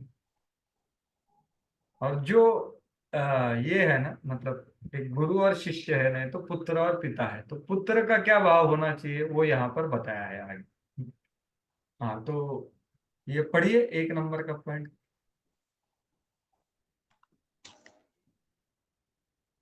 जो शेयर किया है, दिख रहा है स्क्रीन? हरे कृष्णा। हाँ पढ़िए। श्रील प्रभुपाद चाहते थे नहीं नहीं, कि ये हम नीचे नीचे वाला पॉइंट, अधीनस्थ के बाद। अपने स्वयं के अनु नहीं, उसके नीचे। उसके नीचे अधीनस्थ हाँ, दिख रहा है? सहयोग आज्ञा पालन की बराबर है, पढ़िए।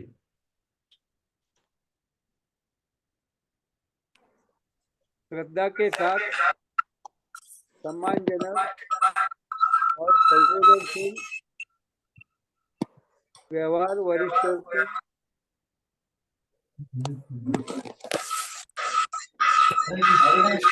ठीक है प्रभु जी, मैं पढ़ लेता हूँ। मैं पढ़ लेता हूँ। तो कुछ तो दिखा रहा है आपका नाम।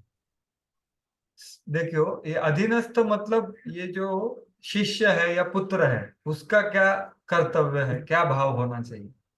तो सहयोग या आज्ञा पालन की इच्छा होनी चाहिए सबसे पहले, कि भाई मैं आज्ञा का पालन करने का इच्छुक हूँ। और फिर सम्मानजनक और संवेदनशील व्यवहार करना चाहिए वरिष्ठों से। और हमारी भक्ति के जोखिम में डालते हुए भी हम आज्ञा पालन करने के लिए तैयार रहने का प्रयास करना चाहिए, जैसे प्रियव्रत महाराज ने किया। तो ये सबसे ऊंचा स्टैंडर्ड है, चेतना, कि भाई मेरा भक्ति में भी कुछ हो जाए तो भी मैं गुरु की या वरिष्ठों की आज्ञा पालन करने के लिए तैयार हूँ। ये सबसे ऊंचा और सबसे हाईएस्ट स्तर है। लेकिन कोई बोलेगा कि भाई ये मैं ये स्तर पे नहीं हूँ, तो फिर क्या करना चाहिए? कि हमारा ये भाव होना चाहिए कि ईमानदारी, मतलब उद्देश्य की ईमानदारी चाहिए, सिंसियरिटी ऑफ पर्पस चाहिए। जैसे कि 4 कुमारों ने भी आज्ञा पालन नहीं किया, क्यों? क्योंकि उनको लगा कि भाई हमारे भक्ति में ये डाइवर्जन, तो उनका जो उद्देश्य था उसमें प्रामाणिकता थी। तो अगर वैसा भाव है तो हम उसको व्यक्त कर सकते हैं, लेकिन इसके लिए ये क्या जरूरी है? हमारे हृदय की शुद्धता, जो भी परिवेश में हम सेवा कर रहे हैं यहाँ पर ये सब होता है। ये श्रीमान राधा प्रमोद प्रभु ने बताया था कि सैनिटी ऑफ हेड मतलब मस्तिष्क की शांतता, हृदय की पवित्रता, जहाँ पे purity of heart, sanity of head and sensitivity in dealing, जो हम व्यवहार करते हैं उसमें संवेदनशीलता, और सीरियसनेस इन प्रैक्टिस, जो हम भक्तिमय जीवन, भक्तिमय अभ्यास कर रहे हैं उसमें गंभीरता है, और हमारा जो उद्देश्य है वो प्रामाणिक है। तो हम आज्ञा अगर आई है तो हम विचार कर सकते हैं कि हम ये करने में हमें कुछ दिक्कत है, तो हमें पहले आत्मनिरीक्षण करना चाहिए और फिर व्यक्त करना है। तो कैसे कर सकते हैं? ऐसे 3 नंबर है, ईमानदारी से लेकिन झिझकते हुए व्यक्त कर सकते हैं कि भाई आप ये बोल रहे हैं लेकिन मैं ये करने के लिए असमर्थ हूँ, आप ये बोल रहे हैं लेकिन मेरे को इसमें ये चुनौती आ सकती है, ये चिंता होती है। ये झिझकते हुए लेकिन ईमानदारी से हम व्यक्त कर सकते हैं हमारे अधिकारियों से, और अधिकारियों का भी भाव समझना चाहिए कि उनका क्या अभी जरूरत है, क्योंकि हमसे ज्यादा उनको सेवा है ना। हमारे अधिकारी हमसे ज्यादा भगवान की और गुरु की सेवा में लगाए हैं, इसलिए तो उनको हमारे ऊपर रखा है, बराबर की। तो उनका भी हमने नाइस मतलब क्या, need, interest, concern and expectation को समझना चाहिए कि भाई आपको क्या अभी जरूरत है, आपका क्या अभी उद्देश्य है। तो ये समझने के लिए हृदय खुला रखें और हमारे ईमानदारी से हमारे असमर्थता, अपनी चिंता, चुनौतियों को व्यक्त करें। ऐसा कर सकते। तो ये सबसे उच्चतम स्तर नहीं है, लेकिन ये गलत नहीं है। लेकिन गलत क्या है इसके आगे, जब हम राजनीतिक कूटनीति करके जब बाहरी रूप से हाँ बोलेंगे, करेंगे नहीं तो आधे हृदय से करेंगे, नहीं तो कुछ अलग अल्टीरियर मोटिव से करेंगे, तो ये सबसे गलत है। निर्व्यलिकता नहीं होगी इधर। जो यहाँ पर ब्रह्मा जी खुश क्यों हुए? निर्व्यलिकता से बोल रहे कि भाई आप बताइए क्या करना, मतलब चाटुगिरी करने के लिए नहीं, लेकिन प्रामाणिकता से हरि गुरु वैष्णव की प्रसन्नता करने के लिए, राजनीतिक कूटनीति नहीं। और सबसे डेंजर क्या है कि भाई टच में नॉट हो जाना, मतलब आपको कोई बोल ही नहीं सकता कुछ ऐसा, ऐसे व्यवहार करना कि आप, आपकी जो अधिकारी है वो आपसे बात करने को डरते हैं, भाई ये इसको बोलेंगे तो क्या बोलेगा पता नहीं। तो ये तो सबसे डेंजर है। तो ये सबसे ऊंचा और सबसे निकृष्ट ये अधीनस्थ है। और फिर अधिकारी ने कैसा होना चाहिए? क्योंकि इस्कॉन में क्या होता है, हम कभी अधीनस्थ होते हैं और अधिकारी, ये साइमल्टेनियसली होते हैं। हमारे ऊपर कोई है, हमारे अंडर भी कोई होता है। तो हमने अधीनस्थ होने के वक्त कैसा करना चाहिए, जो हमने ऑलरेडी चिंता चर्चा की है कि प्रवृत्त करना चाहिए और प्रेरित करना चाहिए, इंस्पायर एंड एंगेज। तो हमें हमारे अधीनस्थों का भाव देखना चाहिए, उनको वो क्या अच्छा कर सकते हैं, उनका रुचि क्या है, झुकाव क्या है, उनकी चिंताएं क्या है। अगर उन्होंने चिंता व्यक्त की कि उसका सम्मान करना चाहिए और भगवान की सेवा में संलग्न करना। तो ऐसा नहीं है कि भाई सरेंडर, मैं बोल रहा हूं मैं गुरु का प्रतिनिधि हूं, आप सरेंडर करो, तो ये भाव सही नहीं है। तो ये दोनों तरह से ताली बजता है, ये एक तरह से नहीं है। तो हमें, हम, हमारे हाथ में क्या है कि हमारा चेतना क्या है, ये हमारे हाथ में। हम ऐसा नहीं बोल सकते कि प्रभु जी ये सुन करके मेरा अथॉरिटी ऐसा नहीं है, ये बोलने के लिए ये नहीं बता रहा हूं मैं कि भाई हमारा जो परिवेश है हृदय का, वो हमने ऐसा करने का प्रयास करना चाहिए।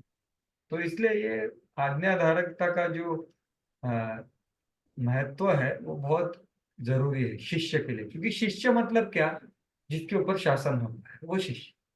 तो शासन तो होने ही वाला है, अगर हम शासन नहीं करवाएंगे तो मन हमारे ऊपर शासन करे, और फिर शरणागति से हम दूर जाएंगे, और शरणागति के बिना भक्ति नहीं होती। तो इसलिए ये बहुत जरूरी है, इसलिए थोड़ा हमने इसके ऊपर चर्चा की। इसलिए यहाँ पर मैंने लिखा है कि भाई ये किराए और निकालो, मतलब ये हायर एंड फायर, संस्कृति नहीं, ये गलत है संस्कृत। शिष्य गुरु को गुरु के प्रतिनिधि के रूप में देखकर किसी भी अधिकार के अधीन आंतरिक रूप से उनकी सेवा करने का प्रयास करता है, ये शरणागति का भाव है।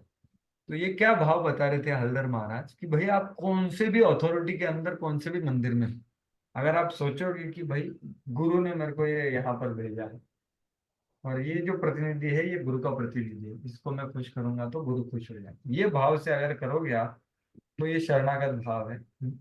तो तुष्टो हम, तो भगवान गुरु प्रसन्न हो जाए। तो ये बहुत जरूरी है हमारे भक्तिमय प्रगति के लिए। और ये इस्कॉन एक संस्था है, तो संस्था में ये सब हायरार्की होती है, बराबर की। हायरार्की मतलब एक ये होता है ना, क्या बोलते हैं इंग्लिश में उसको, एक सिस्टम होता है, तो उसको हमने सही भाव से फॉलो करना चाहिए, जो प्रभुपाद जी चाहते थे, बराबर। तो इसलिए हमने इसका प्रयास करना। तो अभी आगे हम जाते हैं, अभी स्टोरी लाइन है तो थोड़ा फास्ट जाएंगे और फिर बाद में थोड़ा चर्चा करेंगे। तो अभी देखिए वापस 16वें श्लोक में आ रहा हूं मैं, कि मैत्रेय बोल रहे कि भाई मनु पूछ रहे कि भाई मेरा सेवा करना है पृथ्वी है, लेकिन पृथ्वी तो है नहीं, पृथ्वी कहाँ गई। तो ब्रह्मा जी सोचने लगे अरे पृथ्वी कहाँ गई, क्या सोचे वो, ये 17वें श्लोक में बताया। तो अभी कौन पढ़ेगा,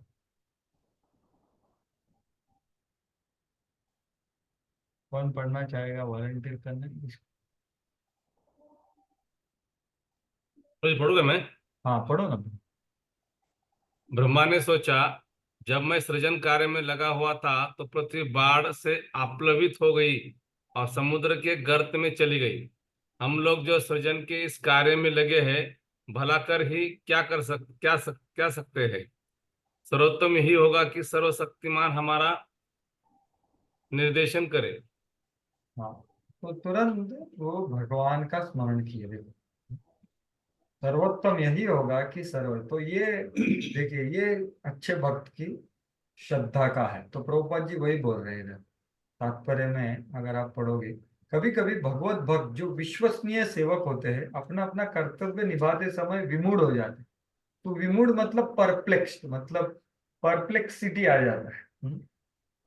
जैसे ब्रह्मा जी को यहाँ पर हो रहा है, किंतु वो हतोत्साहित नहीं होते।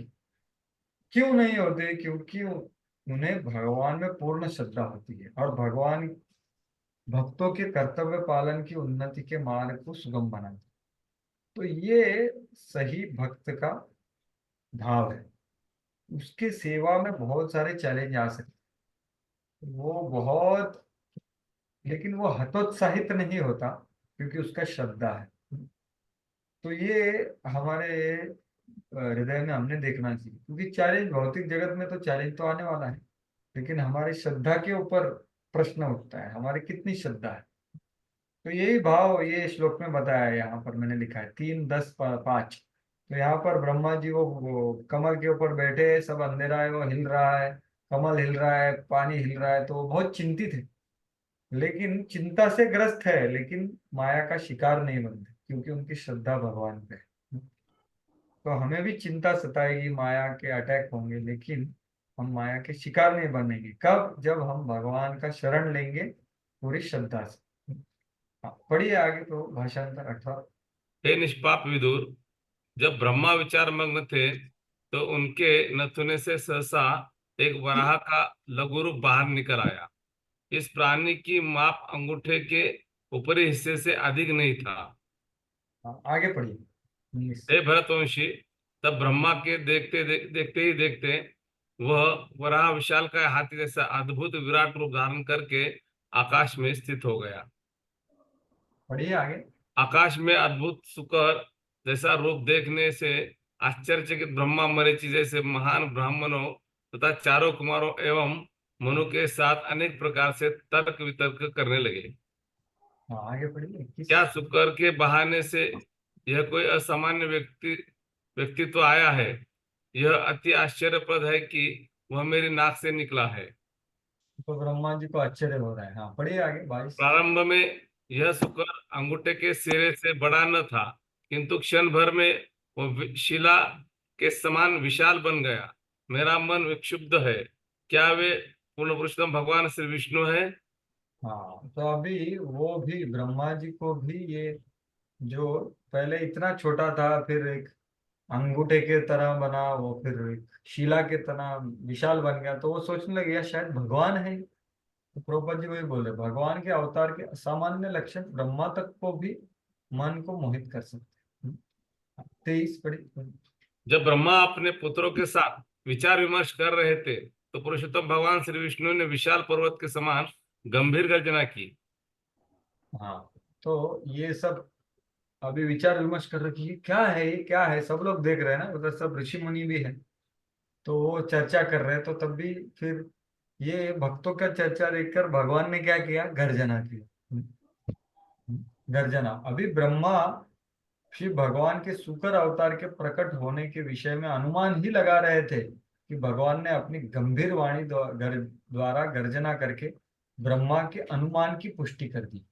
तो ये अनुमान की पुष्टि कौन सा अनुमान था कि ये विष्णु ही है क्या? तो इसका उत्तर था ये कि हाँ, मैं विष्णु हूँ।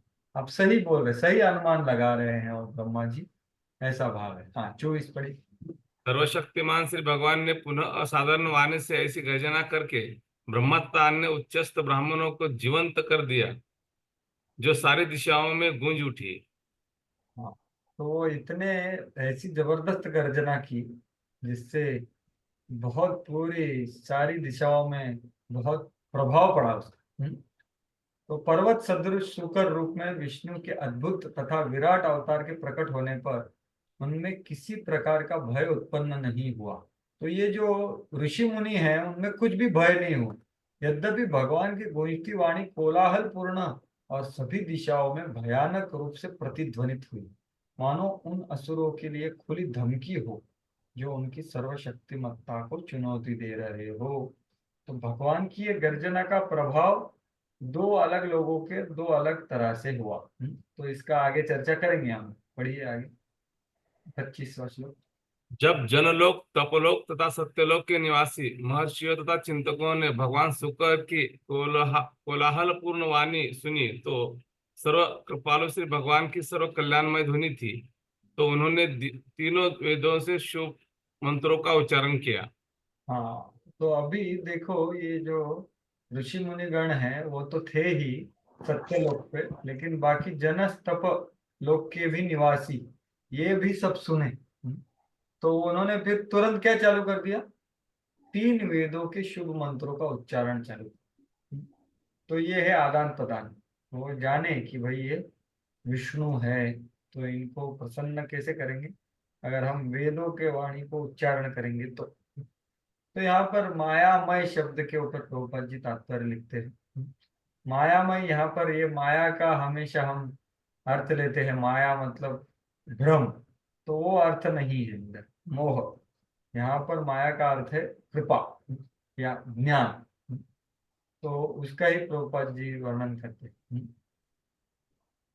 तो यहाँ पर प्रभुपाद जी लिखते हैं कि उन लोकों में सर्वोच्च बुद्धिमान तथा पवित्र जीव निवास करते हैं। तो जनलोक, महरलोक, तपलोक में कौन रहते हैं, ये सब उच्च लोक। अब जब उन्होंने वराह की असाधारण ध्वनि सुनी तो वह यह समझ गए कि यह विशेष ध्वनि भगवान के अतिरिक्त अन्य किसी की नहीं हो सकती, इसलिए उन्होंने वैदिक मंत्रों से श्री भगवान की प्रार्थना करते हुए उनका उत्तर दिया। तो वो उनको पूरा श्रद्धा आ गया कि भाई अभी पृथ्वी को उद्धार करने के लिए भगवान प्रकट हो गए हैं। तो ये उनको पूरा विश्वास हो गया। ये श्लोक में ये वर्णन है। आगे पढ़ी 26वां श्लोक।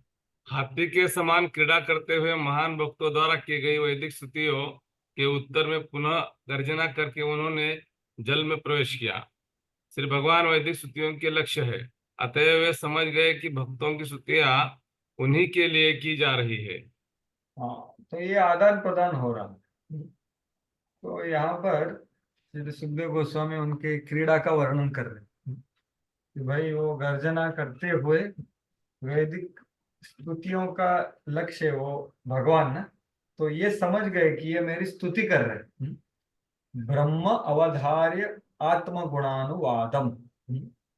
तो वो समझ गए आत्मगुणानुवाद मतलब ये मेरा ही गुणगान कर रहे हैं, ये समझ करके उन्होंने वापस भूयो विनद्य वापस एक ध्वनि प्रतिध्वनित किया, ये आदान प्रदान के लिए कि हाँ आप जो सही बोल रहे हैं वो मैं हूं, और उनके तरफ देखा और फिर पानी में प्रवेश किया जो पृथ्वी को निकालने के लिए। लेकिन पानी में प्रवेश करने के पहले क्या हुआ वो 2 श्लोकों में आगे बताया गया है कि उनके रूप का ध्यान और उनकी लीला का ध्यान कैसे किया जाए।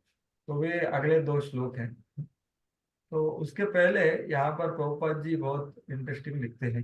देखिए, वेदों का श्री भगवान की सांस कहाँ गया है। सांस जो मैं पहले भी बता रहा था कि भगवान का श्वास है, और वह श्वास वेदों के आदि जिज्ञासु ब्रह्मा जी ने अपने भीतर खींच ली थी सृष्टि के शुरुआत में। तो ब्रह्मा की नथुने से निकली गई सांस से भगवान शुकर प्रकट हुए, इसलिए श्री भगवान शुकर अवतार साक्षात वेद है, क्योंकि वो नाक से प्रकट हुए, क्योंकि श्वास बाहर आती है नाक से, तो इसलिए वो वेदों का अवतार है। उनका जो शरीर है वो यज्ञ भी कहा जाता है। यज्ञ तो वेदों में महत्वपूर्ण चीज क्या बताया, 4 वेदों में यज्ञ कैसे करते हैं, तो ये यज्ञ के मूर्तिमान स्वरूप है। नहीं तो उनका सुकर रूप जो है वो साक्षात वेद है। इसलिए भगवान का महिमा गान होता है तो वैदिक मंत्रों का ठीक तरह से उच्चारण होना चाहिए, तो भगवान प्रसन्न होते हैं। तो वो पानी में जाने से पहले भी 27 और 28वें श्लोक में उनके रूप का माधुरी, उनके रूप का सौंदर्य बताया है, और 28वें श्लोक में उनके कार्य बताए। 27वां पढ़ी।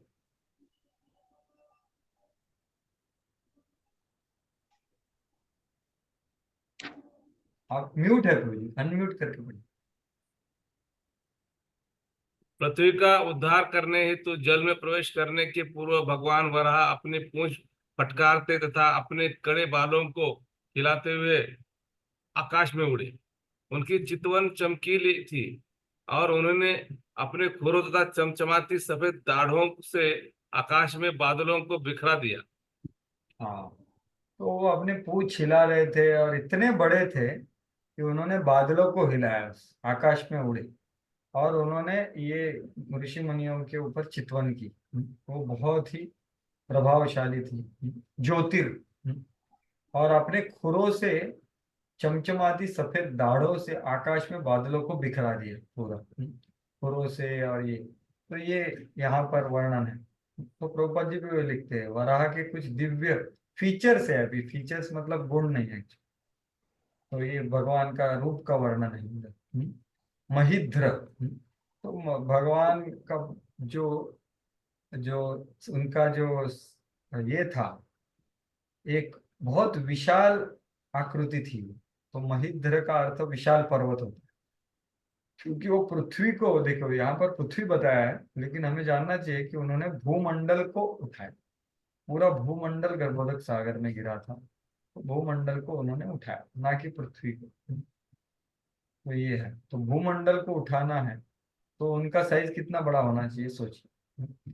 तो इसलिए ये रूप का ध्यान जो हमारे जयदेव गोस्वामी ने किया, वो उसका भी प्रभुपाद जी उद्धृत करते हैं। वसति दशन शिखरे धरणी तव लग्ना, शशि कलंक कलेवन निमग्न, केशवधृता शुकर रूपा, जय जगदीश हरे। तो यहाँ पर जयदेव गोस्वामी उनके रूप का ही वर्णन कर रहे हैं। दशन शिखरे मतलब उनके जो ये है, क्या बोलते हैं इसको, दांत जो है, उनकी शिखर, मतलब उनके शिखर पे धरणी थी, भूमंडल उसके ऊपर। और वो कैसा लग रहा था, मानो शशिनी कलंक कलेव, मतलब एक बहुत बड़ा बादल है और उसके ऊपर थोड़े दाग, सॉरी बादल नहीं, शशिनी मतलब चंद्र, एक चंद्र के ऊपर छोटा सा दाग होता है ना, क्योंकि कलंक मतलब पृथ्वी का कलर क्या है, वो दाग जैसा है।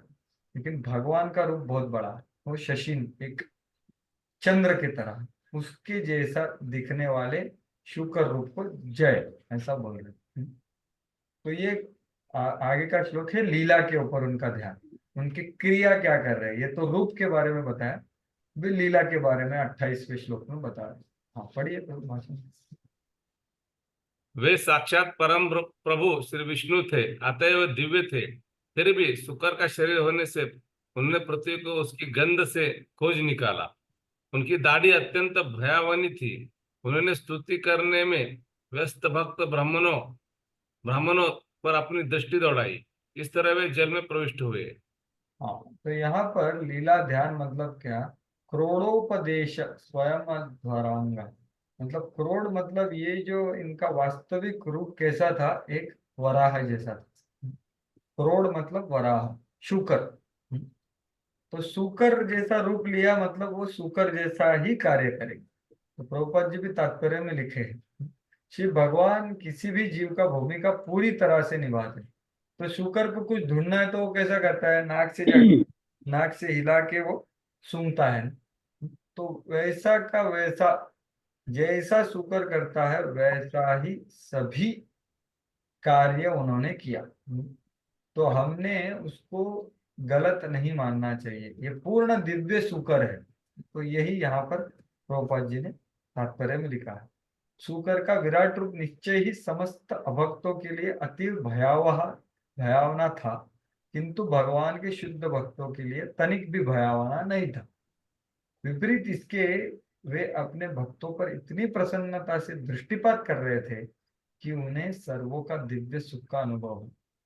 तो ये देखिए, ये शुकर है, जैसे पहले भी मैंने बताया कि उन्होंने गर्जना की, लेकिन इसने भक्तों को आनंद दिया, आदान प्रदान किया, प्रसन्नता हुई, लेकिन अभक्तों को भयावह था। तो ये भगवान ही कर सकते हैं। विरोध साम्यम तस्मिन न चित्रम, तो ये अचिंत्य शक्ति है भगवान में, जो अलग तरह से आदान प्रदान करते हैं हर एक से। तो जब भगवान श्री कृष्ण अपने चानोर और मुष्टिक के उधर कंस के इसमें घुसे, तो हर एक आदमी ने अलग अलग उनके तरफ देखा। तो वही है, ये अलग जैसे भाव से आप भगवान को प्रस्तुत होते हैं, वैसे आपको आदान प्रदान होता है। तो ये भय हो सकता है अभक्तों के लिए, भक्तों के लिए प्रसन्नता हो सकती है। तो ये ध्वनि इतना बड़ा था, जो साइज था उतना बड़ा था कि समुद्र डर गया। वो अगले श्लोक में बताया। हाँ पढ़िए, जस्ट और दो चार श्लोक लेंगे। दानवाकार पर्वत की भांति जल में गोता लगाते हुए भगवान वराह ने समुद्र के मध्य भाग को विभाजित कर दिया और दो ऊंची लहरें समुद्र की भुजाओं की तरह प्रकट हुई, जो उच्च स्वर से आर्तनाद कर रही थी, मानो श्री भगवान से प्रार्थना कर रही हो, हे समस्त यज्ञों के स्वामी, कृपया मेरे दो खंड खंड न करे, कृपा करके मुझे संरक्षण प्रदान करे। हाँ, तो इनका जो इतना प्रकांड शरीर था, वो देख करके ये जो गर्भोदक सागर है मानो डर गया, और वो बोल रहा है, भाई मुझे खंड मत करो, मुझे संरक्षण प्रदान। महासागर भी विचलित हो गया। हाँ, 30वां श्लोक पढ़िए। भगवान वराह तीरों जैसे नुकीले अपने खुरों से जल में घुस गए और उन्होंने अथाह समुद्र की सीमा पाली। उन्होंने समस्त जीवों की विश्राम स्थली पृथ्वी को उसी तरह पड़ा देखा जिस तरह वह सृष्टि के प्रारंभ में थी, और उन्होंने उसे स्वयं ऊपर उठा लिया। तो उन्होंने पृथ्वी लोक को देखा, जो गर्भोदक सागर के तले में थी। तो पृथ्वी मतलब यहाँ पर भूमंडल, ये जान भूमंडल, ये हो गया था। भूमंडल को उन्होंने प्रस्थापित किया। तो प्रभुपाद जी लिखे हैं कि ये तलातल में नहीं हो सकता, क्योंकि आचार्य लोग बोलते हैं कि उसका जो साइज है वो बहुत छोटा है, और भूमंडल बहुत बड़ा है, तो वो कैसा उधर जा सकता है, नहीं जा सकता। तो अतएव श्री भगवान ने पृथ्वी को गर्भोदक सागर के तल में पाया, जहां ब्रह्मा के दिन की समाप्ति पर प्रलय के समय सारे ग्रह विश्राम करते हैं। तो ये तलातल पे पाया। तो यहाँ तक जो वर्णन था वो क्या था? वो था श्वेत वराह कल्प का, जो स्वयंभू मनवंतर में प्रकट हुए थे। तब भी उन्होंने हिरण्याक्ष था ही नहीं स्वयंभू मनवंतर में, तब भी क्या किया, सिर्फ पृथ्वी को, भूमंडल को सही जगह पे रख दिया। लेकिन अभी मैत्रेय मुनि दूसरे वराह को मिक्स कर रहे कहानी को। तो 31 से लेके 33 जो श्लोक है वो नील वराह का वर्णन है, जहां पर उन्होंने हिरण्याक्ष का वध किया। तो वो 3 श्लोकों का सिर्फ आप क्या कर सकते हैं, भाषांतर पढ़ लीजिए, फिर कल हम कंटिन्यू करेंगे इसके आगे। पढ़िए भाषण। भगवान वराह ने बड़ी ही आसानी से पृथ्वी को अपनी दाढ़ों में ले लिया और वे उसे बाहर से उसे जल से बाहर निकाल लाए। इस तरह वे अत्यंत भव्य लग रहे थे। तब उनका क्रोध सुदर्शन चक्र की तरह चमक रहा था और उन्होंने तुरंत उस असुर हिरण्याक्ष को मार डाला। यद्यपि वह श्री भगवान से लड़ने का प्रयास कर रहा था।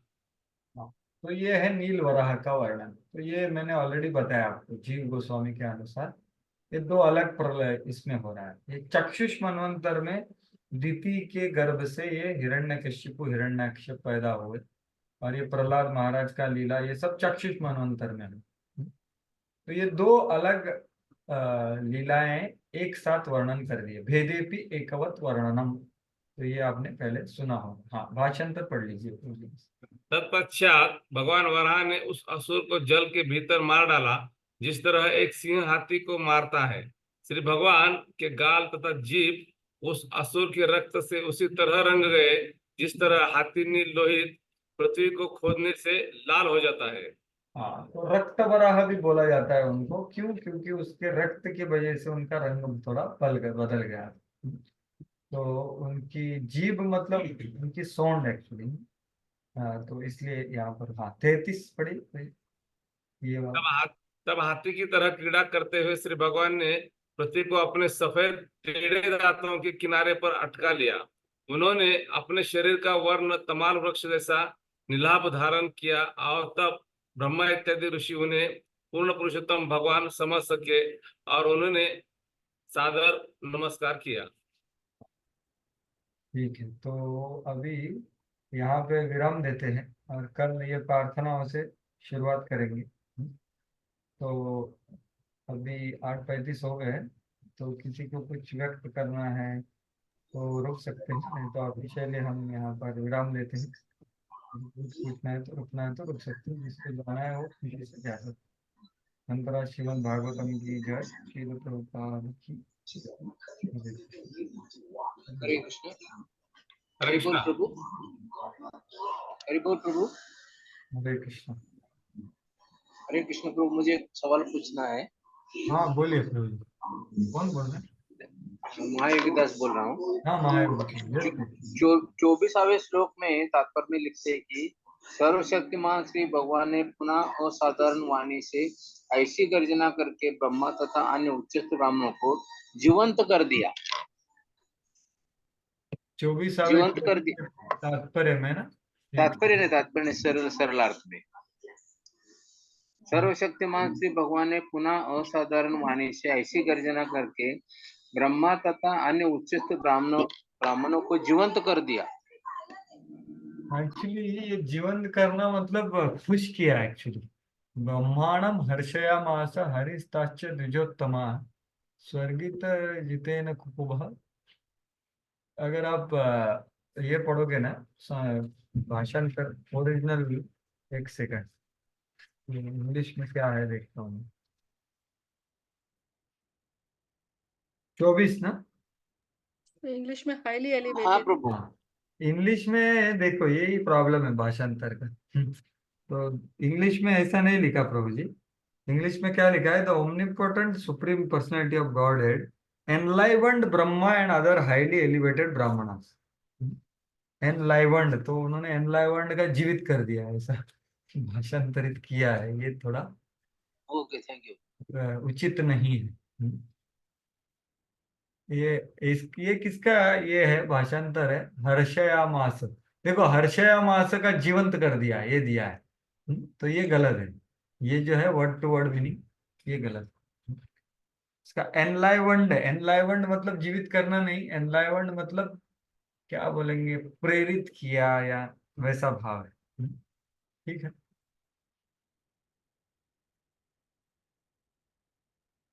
हरे कृष्णा प्रभु जी। हाँ यस प्रभु।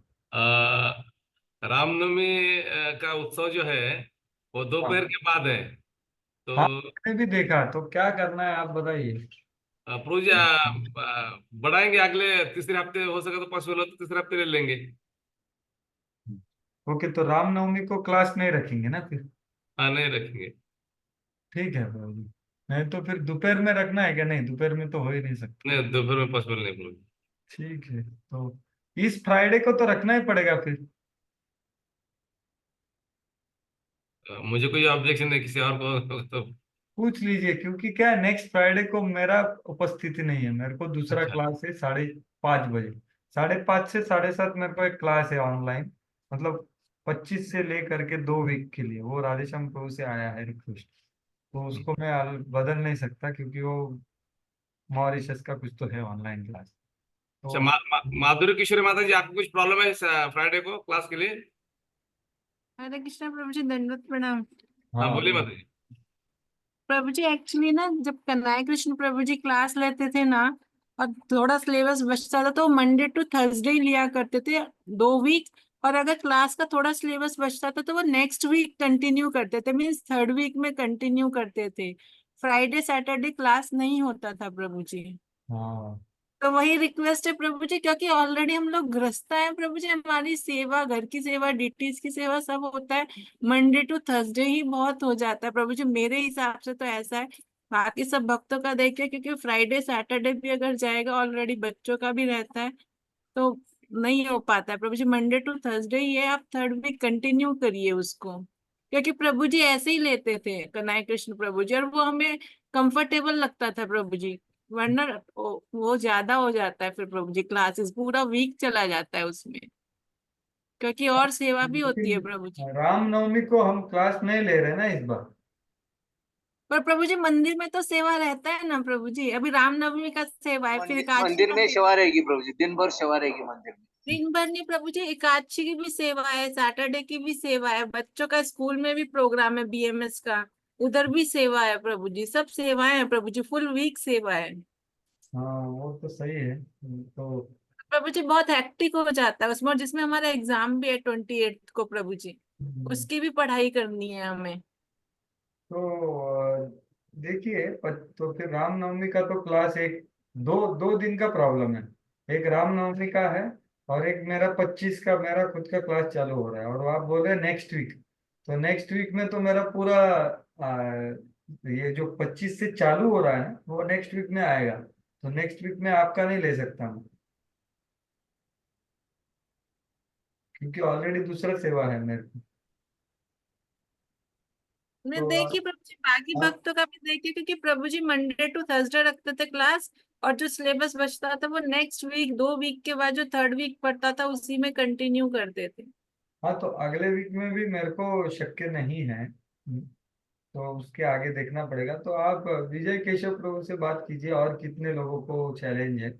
आपका सही है, मैं समझ रहा हूँ। तो लेकिन अगले वीक आप बोल रहे हो, तभी मैं आपका सेवा नहीं कर सकता, क्योंकि मेरे को दूसरा सेवा है। तो आप मतलब आपका जो क्लास चैलेंज का है आपको। ड्यूरेशन बढ़ा लेते हैं प्रभु जी, 15-15 मिनट्स ना, 8:45 तक क्लास का ड्यूरेशन बढ़ा लेते हैं, तो उसमें क्या होगा, वो कवर हो जाएगा फिर। तो 2 दिन को कवर करना मुश्किल है माता जी।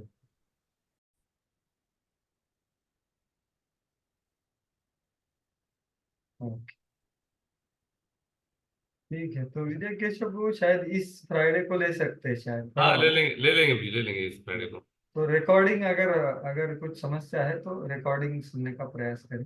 किसी और को भी कुछ हो सकता है। ठीक है ना। ठीक है। हाँ,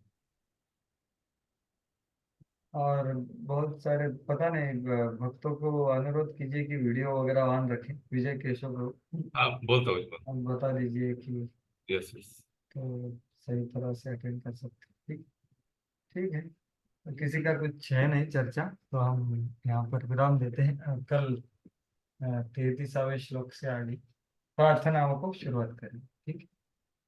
हरे कृष्ण। हरे कृष्ण।